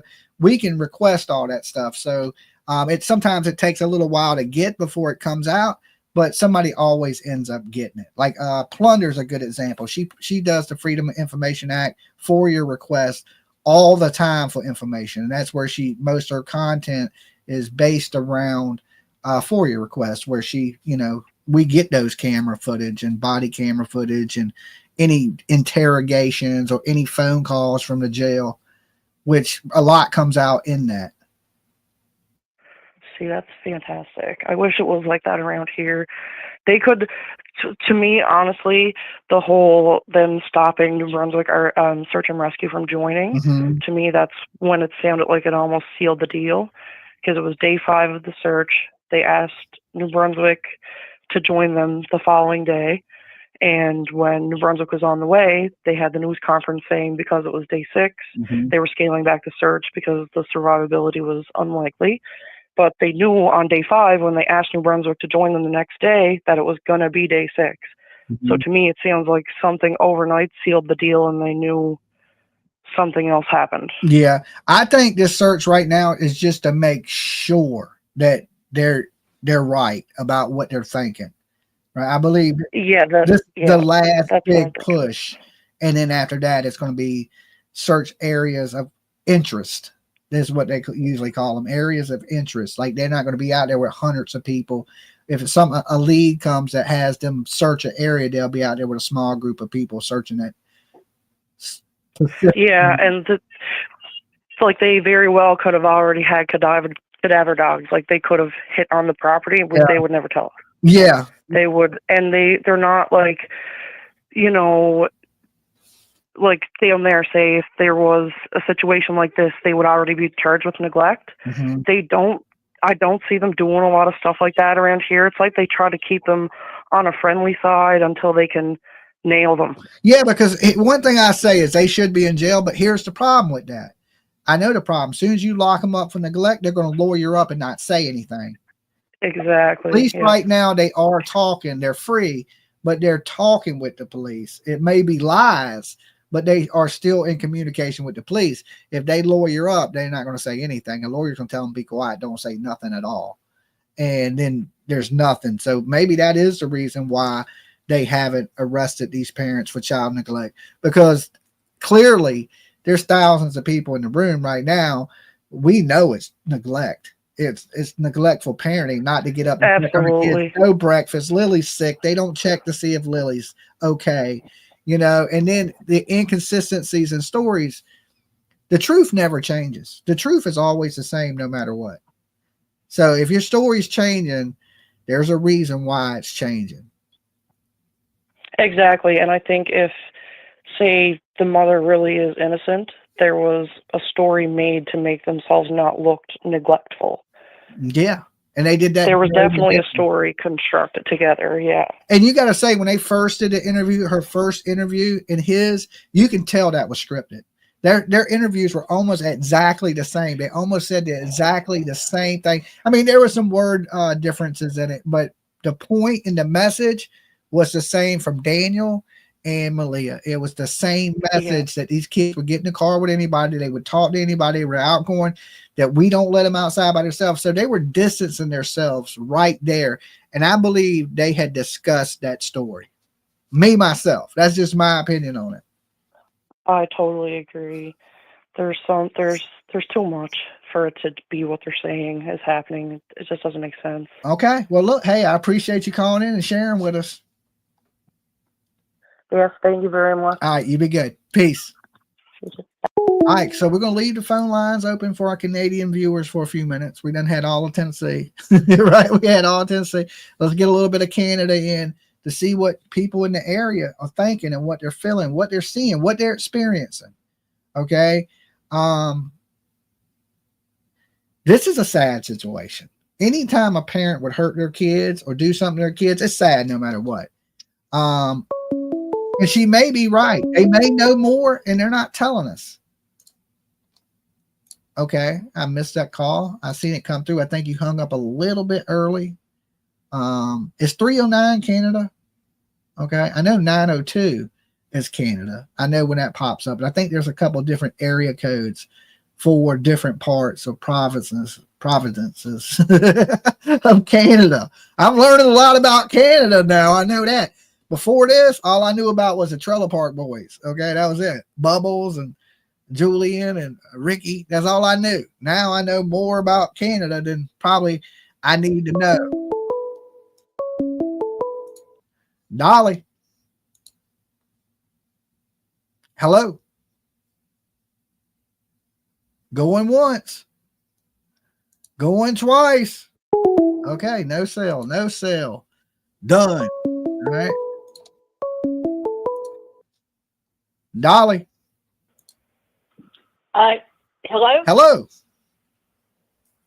Oh, are you, is this the case on Sebastian Rogers? Is this the case on Sebastian Rogers? No, we're talking Jack and Lily Sullivan from. Oh, yeah. Okay, yeah, that one. You know, the fake news case?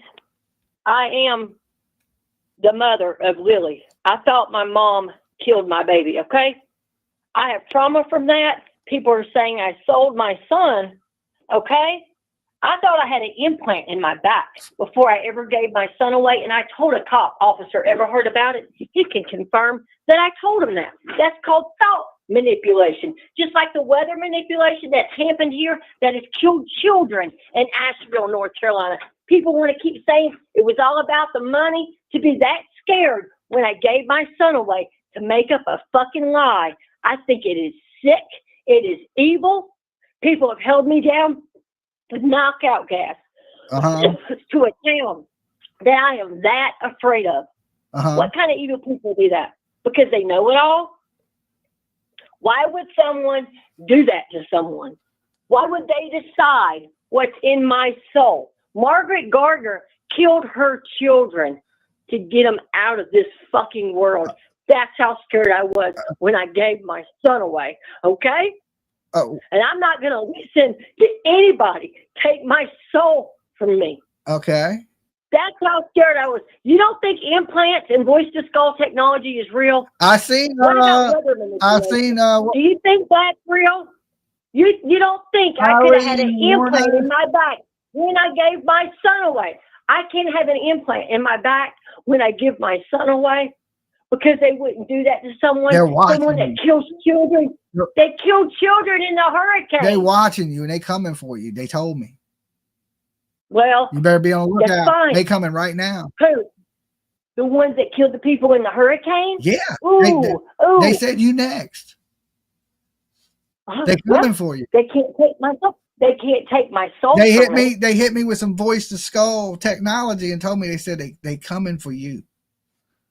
Well, they can't take my soul from me. I don't know. They're going to kill all these children, and no one has nothing to say about it. You have nothing to say about it. So did you ever remove the implant that they put into you? So, that's the first thing you got to do. You got to get rid of the implant. Okay. And do you care that they killed children in the hurricane? They killed children in the hurricane? Yeah, they did. They made the hurricane. They make weather manipulation also. Harp. You've been watching too much YouTube, woman. Oh, yeah, really? I think so. You might need to turn off YouTube. Sometimes YouTube can be good, but sometimes it can be bad. Okay. They said Sadie Hook on the 26th. It's 26 kids. We ain't talking Sandy Hook. They got Alex Jones sued. Okay, that's what got Alex Jones sued. It's real. It happened, lady. Okay, it happened. All right, Alex Jones. It happened. If it didn't happen, I'm going to say it happened. Okay, you ever notice in my beginning? What the hell? Right? Whose mom was she? Was she Sebastian Rogers' mom? Hold on, caller. Hold on. I gotta address this. We need a second after that one. We need a second. Hold on. Everybody breathe. Everybody take a breath. Lord, did she say she was Lily's mom? Is she called about the Sebastian case? Wrong case first. Then you got voice. That was Eileen Warnos. Okay, the killer. People, listen. My producer, she's a little bit in the conspiracy theory. She's always talking chemtrails. She's like, look at them clouds, right? Look at them clouds. Why they look like that, right? And people see this stuff on the internet. And here's my thing. If you're not mentally well, and I don't mean that you're bad off, but just say, come on, Lolo. She had scared Lolo. Come on, Lolo. The mean crazy lady, she's gone. She's gone. Don't worry. I hung up on her. She was going into Sandy Hook, and we can't have that, Lolo. We can't have that. All right. So listen, if you're not mentally well and you start to watch all this, the earth's flat, they're hitting you with voice to skull, radiation, and the men in black are coming to get you, and UFOs, you got to chase the Hellbot comet, and like all kinds of weird, crazy shit. And you're not all the way there. I have a family member. He's a little off. He's not mentally well. Sometimes he's okay when he's on his medicines, but when he ain't on his medicines, he thinks he's an angel. He thinks UFOs are coming to get him. Different things like that. And it's because of YouTube. He starts watching this shit on YouTube, the Galactic Federation, and this HARP stuff that they're manipulating. They're building hurricanes. Like you heard that lady say there's hurricanes. They're killing kids with hurricanes. That's a little bit of a stretch. Okay. That's a little bit of a stretch. But if you're not completely there and you start hearing these things, and there's all these videos to try to make you believe that this stuff is real. Like, listen, I love a good conspiracy video for entertainment, right? Entertainment. I look at it, it's entertainment. Do I believe everything I hear on the internet? We know that the internet is crazy as hell. Anything you can think of, you can find it on YouTube, right? If aliens are coming to get me, alien implants, voice to skull. She's not the only person to ever tell me that. I have a dude that I play video games with. He may be in the room right now. He goes by Smoked You Genius. Okay. And all the time we'd be playing video games. And he's a pretty cool guy. But he'll start talking about how the government is implanting thoughts into his head. Voice to skull, right? And to me, when he first said it, I'm like, you may need to go see a psychiatrist. Okay. You got something going on with this voice to skull thing. And people believe this stuff. And if you're hearing voices, guys, if you're out there hearing voices, you need to seek medical attention. Don't believe it's a conspiracy. Believe that you have a mental health problem. And here's the thing. If you had a cough or you had chest problems, you would go to a doctor for it, right? I got pneumonia or bronchitis. But when people have mental health problems, they don't tend to go to the doctor for, somebody said Ernie Shell Dolly. Yeah, this dude thinks he has a brain chip. Okay, he's a super soldier. Different story. But when you have mental health problems and you have problems with your mind, and there's nothing wrong with it, right? Sometimes people have problems with what's going on in their head. But they're scared to reach out for help because people think they're crazy. You may need that help, okay? And there's nothing wrong with going to a psychiatrist or seeking mental health if you're having those types of problems. Now, everybody that heard that lady just call in, we know she needs some mental help, right? We all know that. But these people, they don't really see it. Okay. But to call in and say you're somebody's mother and what you did is pretty disgusting, right? It's pretty bad. We know you're not Lily's mother. We know you ain't Sebastian's mother. To say these things, it makes you sound, I hate to say it, batshit crazy. Okay. And here's the thing about having an open phone line like I do. I get some crazies. Okay. I get some crazy. I definitely do. I've talked to more crazy people than most psychiatrists. Okay. Than most. I've sat here and people say, Dolly, you're so patient. And you're like, you know, some of it to me is entertaining. I won't let it go too far, but some of it's entertaining to me. And I don't want to pick on people and be like, hey, you're fucking nut. Right. Even if I think it, I'm usually pretty respectful to people when they call in. But what gets me is when people call in and come up with a crazy story. Like, you know, I seen these kids, or these kids were murdered and they're in a bag and to me, that's when you've crossed the line. All right. That's where I cut. I'm like, nah, like I ain't going to sit here and listen to her say that all these kids that lost their life are fake. I mean, you may believe that. There may be some people out here that really do believe that. But this is not the platform for it. Okay? Go save that for Alex Jones and all that conspiracy. You tuned into the wrong channel, right? This is a true crime channel. We talk serious things. I mean, I do joke a little and play a little bit, but in when you take away the playing and the joking because I'm just a goofy guy, it's pretty much on point of spreading awareness for missing children. So we can't cross the line over into crazy. All right. I just wanted to point that out. Now we'll open the phone lines back up and hopefully somebody will call in with something to do with the case or in reference to what we are talking about, not weather manipulation, voice of skull. She hit every conspiracy I could think of. Was that the lady who saw Sebastian in the wheelchair? I don't know. But maybe the lady in the wheelchair really thought she saw Sebastian. I believe she was wrong, right? But maybe she really thought she seen those things. And that's the thing is, if you really believe you've seen somebody and you're wrong, I mean, I'd rather you tell me the story and you be wrong. But when you just make up something in a missing kid case for attention, like you need a hug, right? You don't is what you need, or you're sitting around alone and you're with this guy. It's bad. It's bad. Dolly. Hi, Dolly. Hey. This is Regina from North Carolina. Hey, Regina. You handled that call very well. I try. And the calling. You got patience of Job. When I was told, I hope I don't freak her out because she may really believe that stuff, and I'm like, they're coming for you. You know what I'm saying? I was just messing with her. I mean, I don't know. You making me crazy, lady. Well, you know what? I mean, it sounds like she's gotten into watching her wrong stuff, or I mean, who knows? But anyway, I just wanted to comment on the two babies that are missing.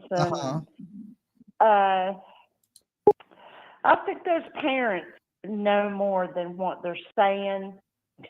And my prayer is, Dolly, that they find them babies. Yeah.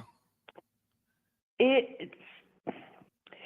see more and more and more of these small kids go missing, and they never, seems like they never are found. Well, I pray, I mean, they're searching today, and I pray that they find that little girl and boy, the siblings. Yes. Or at least find something that tells us they're out there. That way they know to search more, because I think they're going to wrap it up after today. And if they find even the smallest clue, they may continue. But if they don't find nothing, in my opinion, I think they're going to wrap it up today. I think they will. But how long?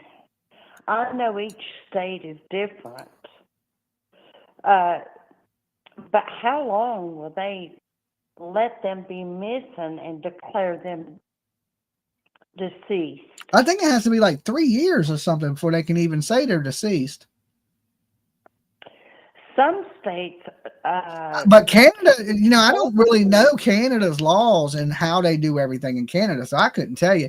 I know it's different in the states from each state, but in Canada, I don't know how long before. They're already saying they believe the children not to be alive, but I mean, I don't know how long before they can declare them legally dead. yeah, but I do think those parents know something. That mom, she left for a reason. Mm-hmm. These women, and I'm a woman, but these women should protect their children and who they choose to let in their home. Absolutely. And Absolutely. spend their life with. Mm-hmm. As a mother, well, and there's dads too, but as a mother, that's your number one priority because you're the only protector they got. Yeah. Especially when they're small and you're raising them, you got to be like a mama bear. But anyway, Mm-hmm. I appreciate what you and PJ do. Thank you. I Thank love you. your background. I love your background. Oh, thank you. Well, you have a good one. You stay safe, and I hope the rest of your day is awesome. You too, Dolly. All And right. PJ. All right. Peace. All right. Bye-bye. Yeah, you have to be the protector. I mean, it should be instinct to protect your young. Like, I wouldn't let you hurt my chihuahua. Look, what are you doing, Loie? She's ready to hop down.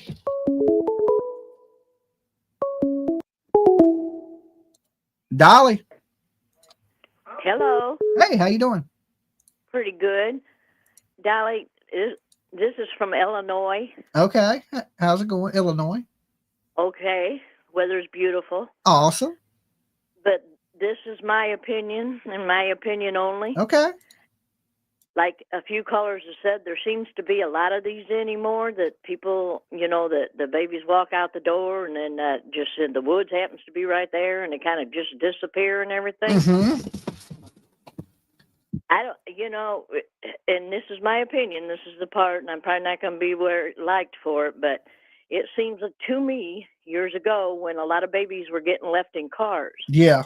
Once they prosecuted a couple of the parents for neglecting them, it kind of stopped. Yeah. Yeah. It's like sometimes. Well, it still happens, but not as much. It was. I remember what you're saying. People are leaving their kids in the car all the time.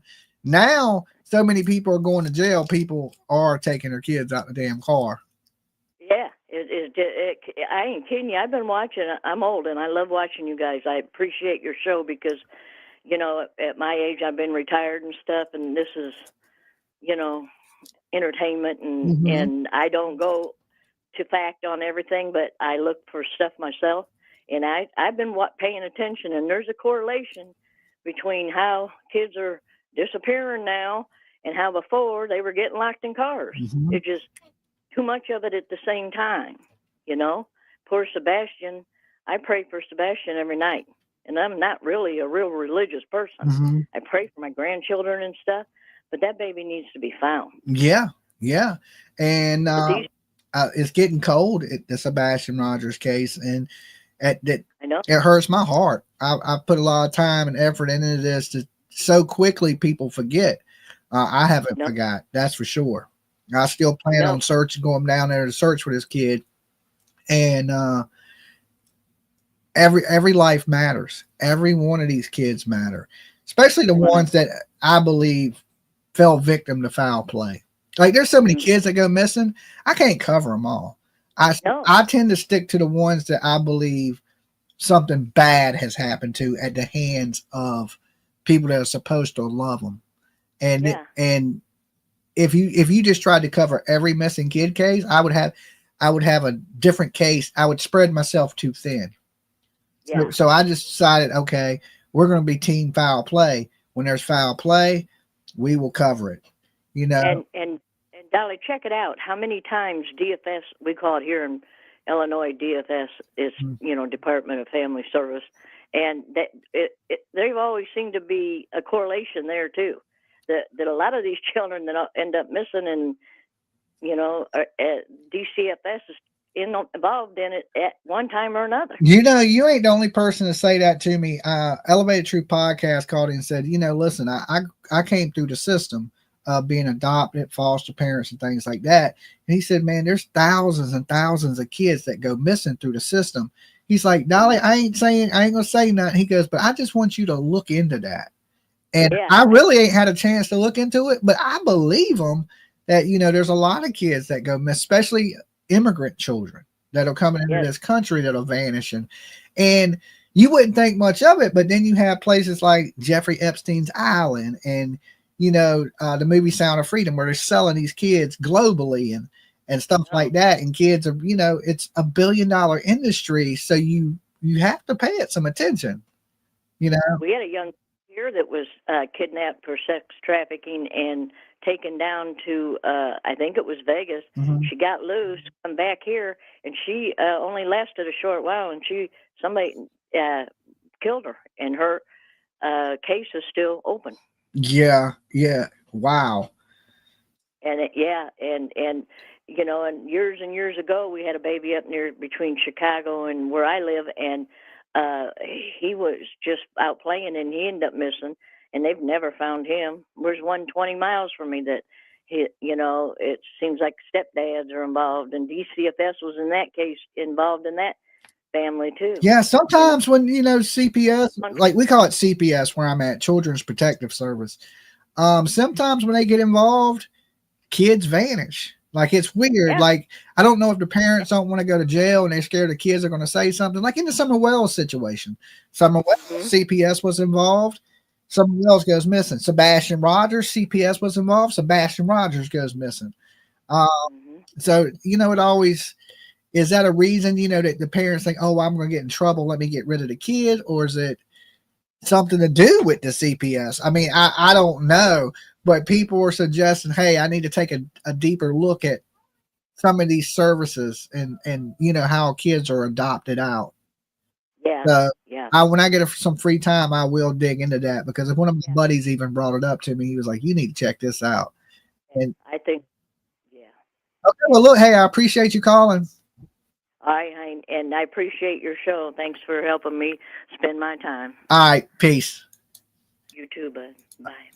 Okay, so look, I want to address this with you guys. So, I went to school to get my CDL license, Class A, so I could drive 18-wheeler trucks. In that, I went to community college to do it, and I had to take classes in human trafficking. Okay, I didn't know it was even a thing, but for school, I had to do these classes. So in these classes that, they go in and they got the damn video out and they show you all these people that have been sex trafficked and how they were able to do it. Right. And it's, you would think it'd be hard to kidnap somebody and make them sell their butt crack, but it's really not. It's really not that hard at all. So they showed some of the most horrific stories I've probably ever heard in my whole entire life of how these women were pimped out from the time they were kids. This young girl was 13 years old. She was walking to the bus stop. She was kidnapped. Okay. She was chained to a bed and she was injected with the H drug. Okay. I ain't gonna say the name of the drug. YouTube frowns upon that. But the drug that, people are addicted to.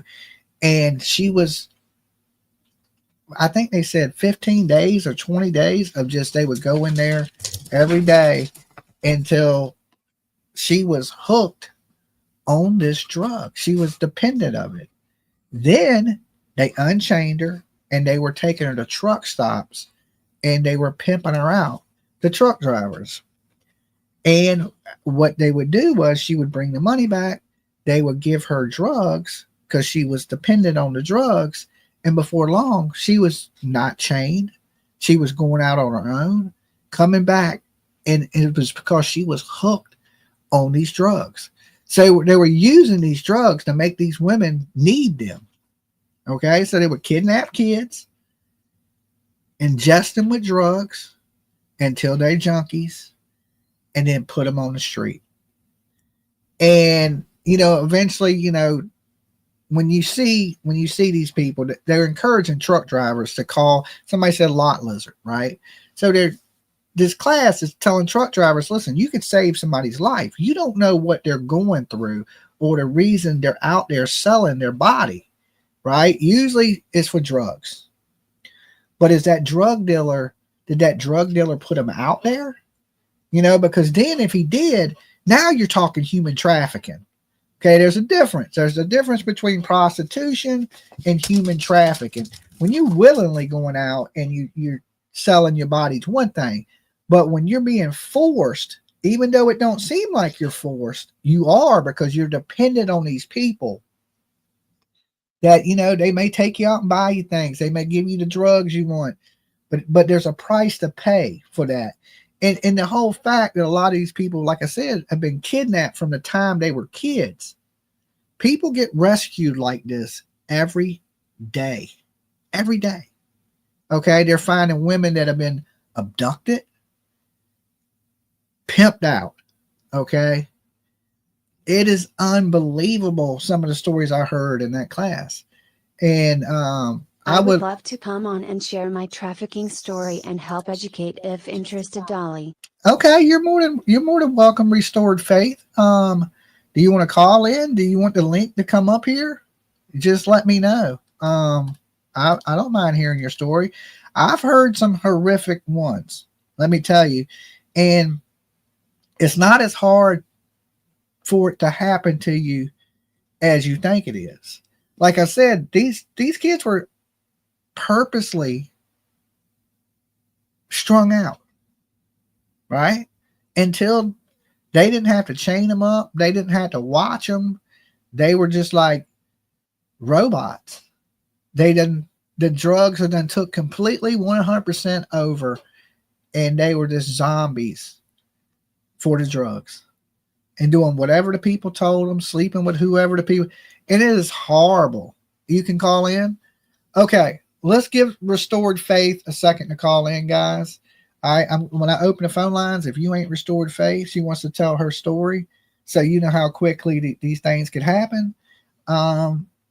Give it a second, let her call in, and then we'll open the phone lines for everybody. Okay, so if you ain't Restored Faith, don't blow my phone up right this second, because I'm going to ask you, and if you ain't that person, I'm going to be like, all right, I gotta go. All right, so I'm going to open the phone lines, let her call in real fast, and then we'll open the lines back up for everybody. Okay, can you get the number again? Yes, right here. There is the number, 757-797-6694. That is the number to call in. All right. Could these kids have been grabbed and sold? Absolutely. I'm not ruling that out. I think it's highly unlikely, considering how the parents are acting. Dolly. Hey, Dolly, this is Restored Faith. Hey, how's it going? It's going good. How are you? I'm doing all right. Not too bad this morning. That's good. Yeah, I just wanted to share a little bit about my story. I was trafficked in Fayetteville, North Carolina. In Carolina. Sorry. Okay, go ahead. I'll let you tell your story. Okay. So I was actually working as an EMT for 7 years at a local hospital here, and I was being trafficked while I was working on the ambulance. One of my coworkers had groomed me into being trafficked. And I think the thing that I guess put the fear of God in me is when I was raped and beat for the first time, and my traffickers threatened to kill my daughters, and I would have to watch them do that. So that's one of the ways that I was forced to stay. But then they did force like crack cocaine and crystal meth on me as well. So they got you hooked on drugs. You started working on the Amalamps, and your coworker would introduce you to these drugs. Yes. Okay. And then what is a dependency kind of situation where you were dependent on that, and they were like, well, if you want this, you're going to need to do this and that.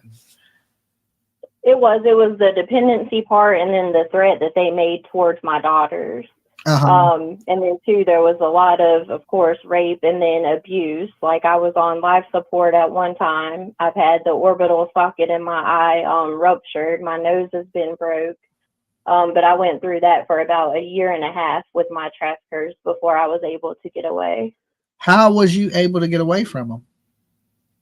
My trafficker messed up and dropped his phone on the bed.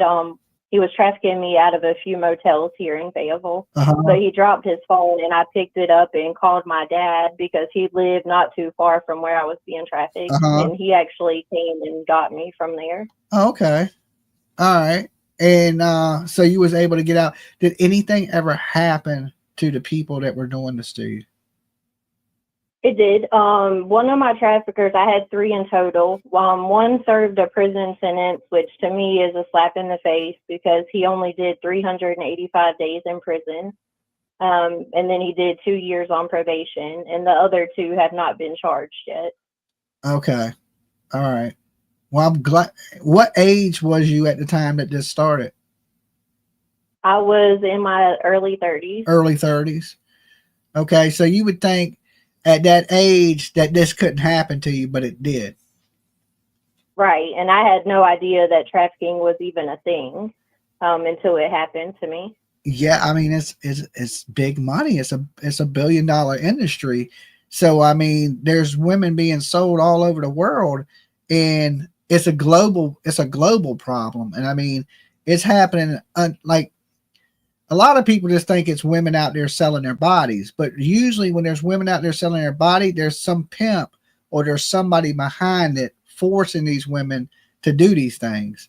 You know, most women don't want to sell their bodies. They don't have any other option, or they feel trapped or feel threatened. So when you see it on the streets, you may not see the people behind who's controlling these women, but most of these women are being controlled by somebody.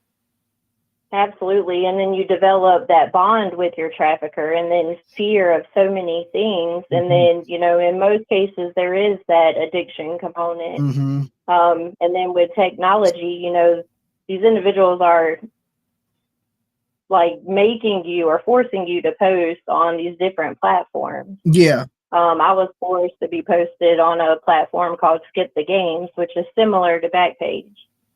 And it's a little bit harder to detect than just walking down the street. Yeah, because you're being pimped out virtually and not on a corner. Right. Right. And trafficking is a supply and demand industry. Like if you cut back on, you know, the demand of it, you'll end the supply of it eventually. And it's a business. Yeah, but I don't think that demand will always be here. I believe is, you know, they say sex sells.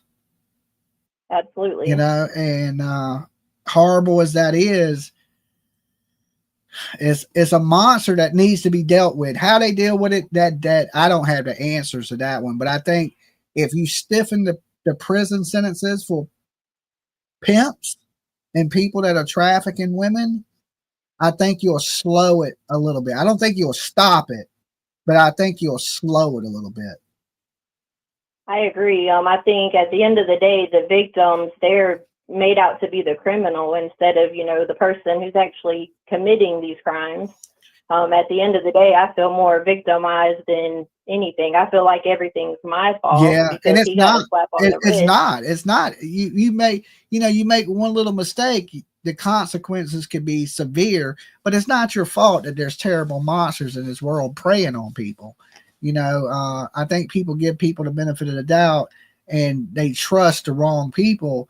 And what it sounds like, if you trusted the wrong people and they took advantage of you, and they do that through manipulation, through drugs, through abuse, through threats. I mean, And it happens, and it's happening way more than anybody thinks it's happening. It's absolutely, and I mean, and a on a lot of global these, scale. On a global scale, I'm not just talking about North Carolina, Virginia, Vegas. I'm talking about around the whole world. It's happening.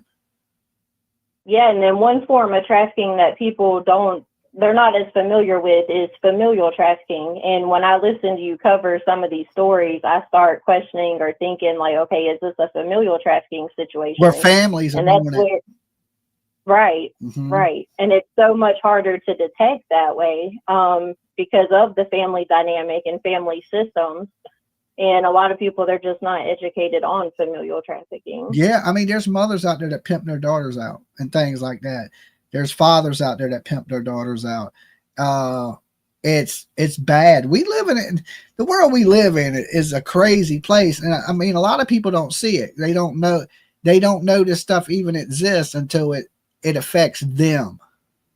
You know, absolutely, and they don't want to get involved in trafficking because it is dangerous, and it's like people turn the eye to it until it knocks on their front door, and then they want to educate themselves on it. Yeah. I recommend people watch the movie Sound of Freedom. Once you watch Sound of Freedom, it will open your eyes to so much of what's going on a global scale that it's unbelievable. And these people out here, these rich, powerful people, they prey on kids. And it's a sad situation. Something needs to be done about it. Something definitely has to be done about it. But I don't want to talk about it too much because you might come up missing. You know what I'm saying? There's some bad people. I'm good. There's some bad people involved in this whole sex trafficking thing. There's some bad people involved. So you never know. Thank you so much, Dolly. All right, you be good. You too. Thank you. All right, peace.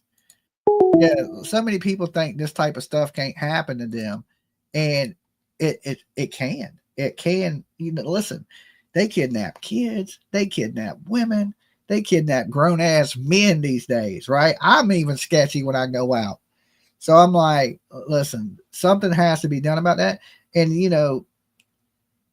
we see it with the little things you may see, right? With on the corner or a girl at the, trying to sell her butt.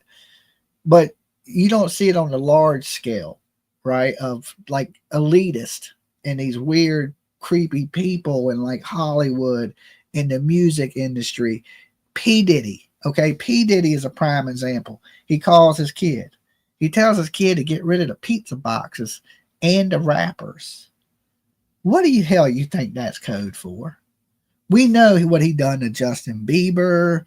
We know he's doing these freak offs, and we got these weird people talking in codes, these rich, powerful people in symbolism and things like this. This stuff is really happening. But what it is it's happening right up under your nose, and you just don't smell it, right? They're able to they've been able to do this for a long time, and they've been able to adjust to things because it's a lot of powerful people involved in some of these crimes and some of these things that are taking place. We've seen that with the guy that slipped on the banana peel in jail named Jeffrey, right? His little island and things like it's a bad situation. Could somebody grab these kids and sell them like Jack and Lily, Summer Wells, Sebastian Rogers, and so on and so on? They could. Absolutely they could. Are kids being grabbed and sold for these types of reasons? Absolutely. Absolutely they are. In these cases that we're discussing, I don't believe it's the case though. I don't believe Jack and Lily were sold. I mean, it's possible. The family didn't have no jobs, but I think it's more of something, 3 kids, young, can't handle it, and something bad has happened. Somebody's lost their temper. That's what I feel. I don't have no proof to any of this. This is just my thoughts that something like this has occurred. But we got to be aware that these things are going on in our world, that people are being, you heard her, she said she was 30 years old, started doing drugs. Next thing you know, you want those drugs? Girl, you got to do this. Do this for me, I give you the drugs. And then when you're so hooked on it, you're just going to do what people tell you to do to get it. And then once they got you, that's when they start forcing you to do it. You don't do this, I ain't going to give you these drugs, and I'll do something to your kids. Next thing you know, you at the truck stop selling your butt crack, right? So you got to be wary of this shit. And one thing, don't do drugs, okay? Drugs don't lead down any good path. There's never a good ending to drugs, all right? I mean, you may survive it, but then you're going to have a survival story like her, okay? Something that's going to stick with her for the rest of her life. She'll have to deal with, and maybe seek counseling and things like that for her. But stay away. If you own hard drugs, get some help. Stay away from these things. And these are the ways that these are the things people use to exploit you. And so many people think, well, this couldn't happen to me. I would never do this. I'd never do that. It's every story you hear from a woman is always the same. I can't believe this happened to me. I never thought this would happen. In a lot of these situations, even in abduction cases or kidnapping cases, I never thought this could happen. I never, everybody says that. But you got to know that this could happen to anybody. Okay? Somebody could come steal my little chihuahua right here and try to pimp it out to other little chihuahuas. Okay? We can't have that. We can't have that. CeeLo, I got you back. I got you covered, right? Don't do drugs. Just say no. All right? So anyway, guys, I'm going to get ready to get out of here. I will be back later this evening. I got to go get me lunch and things like that.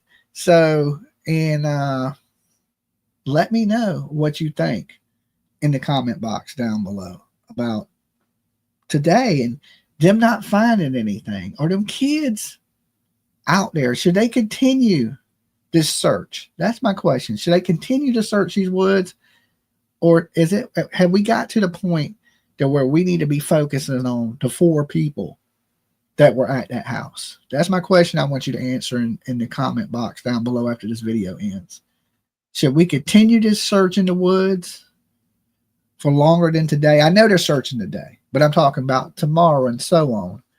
Or should we start focusing and putting the pressure on the parents? Let me know in the comment box down below. I look forward to reading that. And just remember, if nobody else loves you, Dolly does. Peace, people.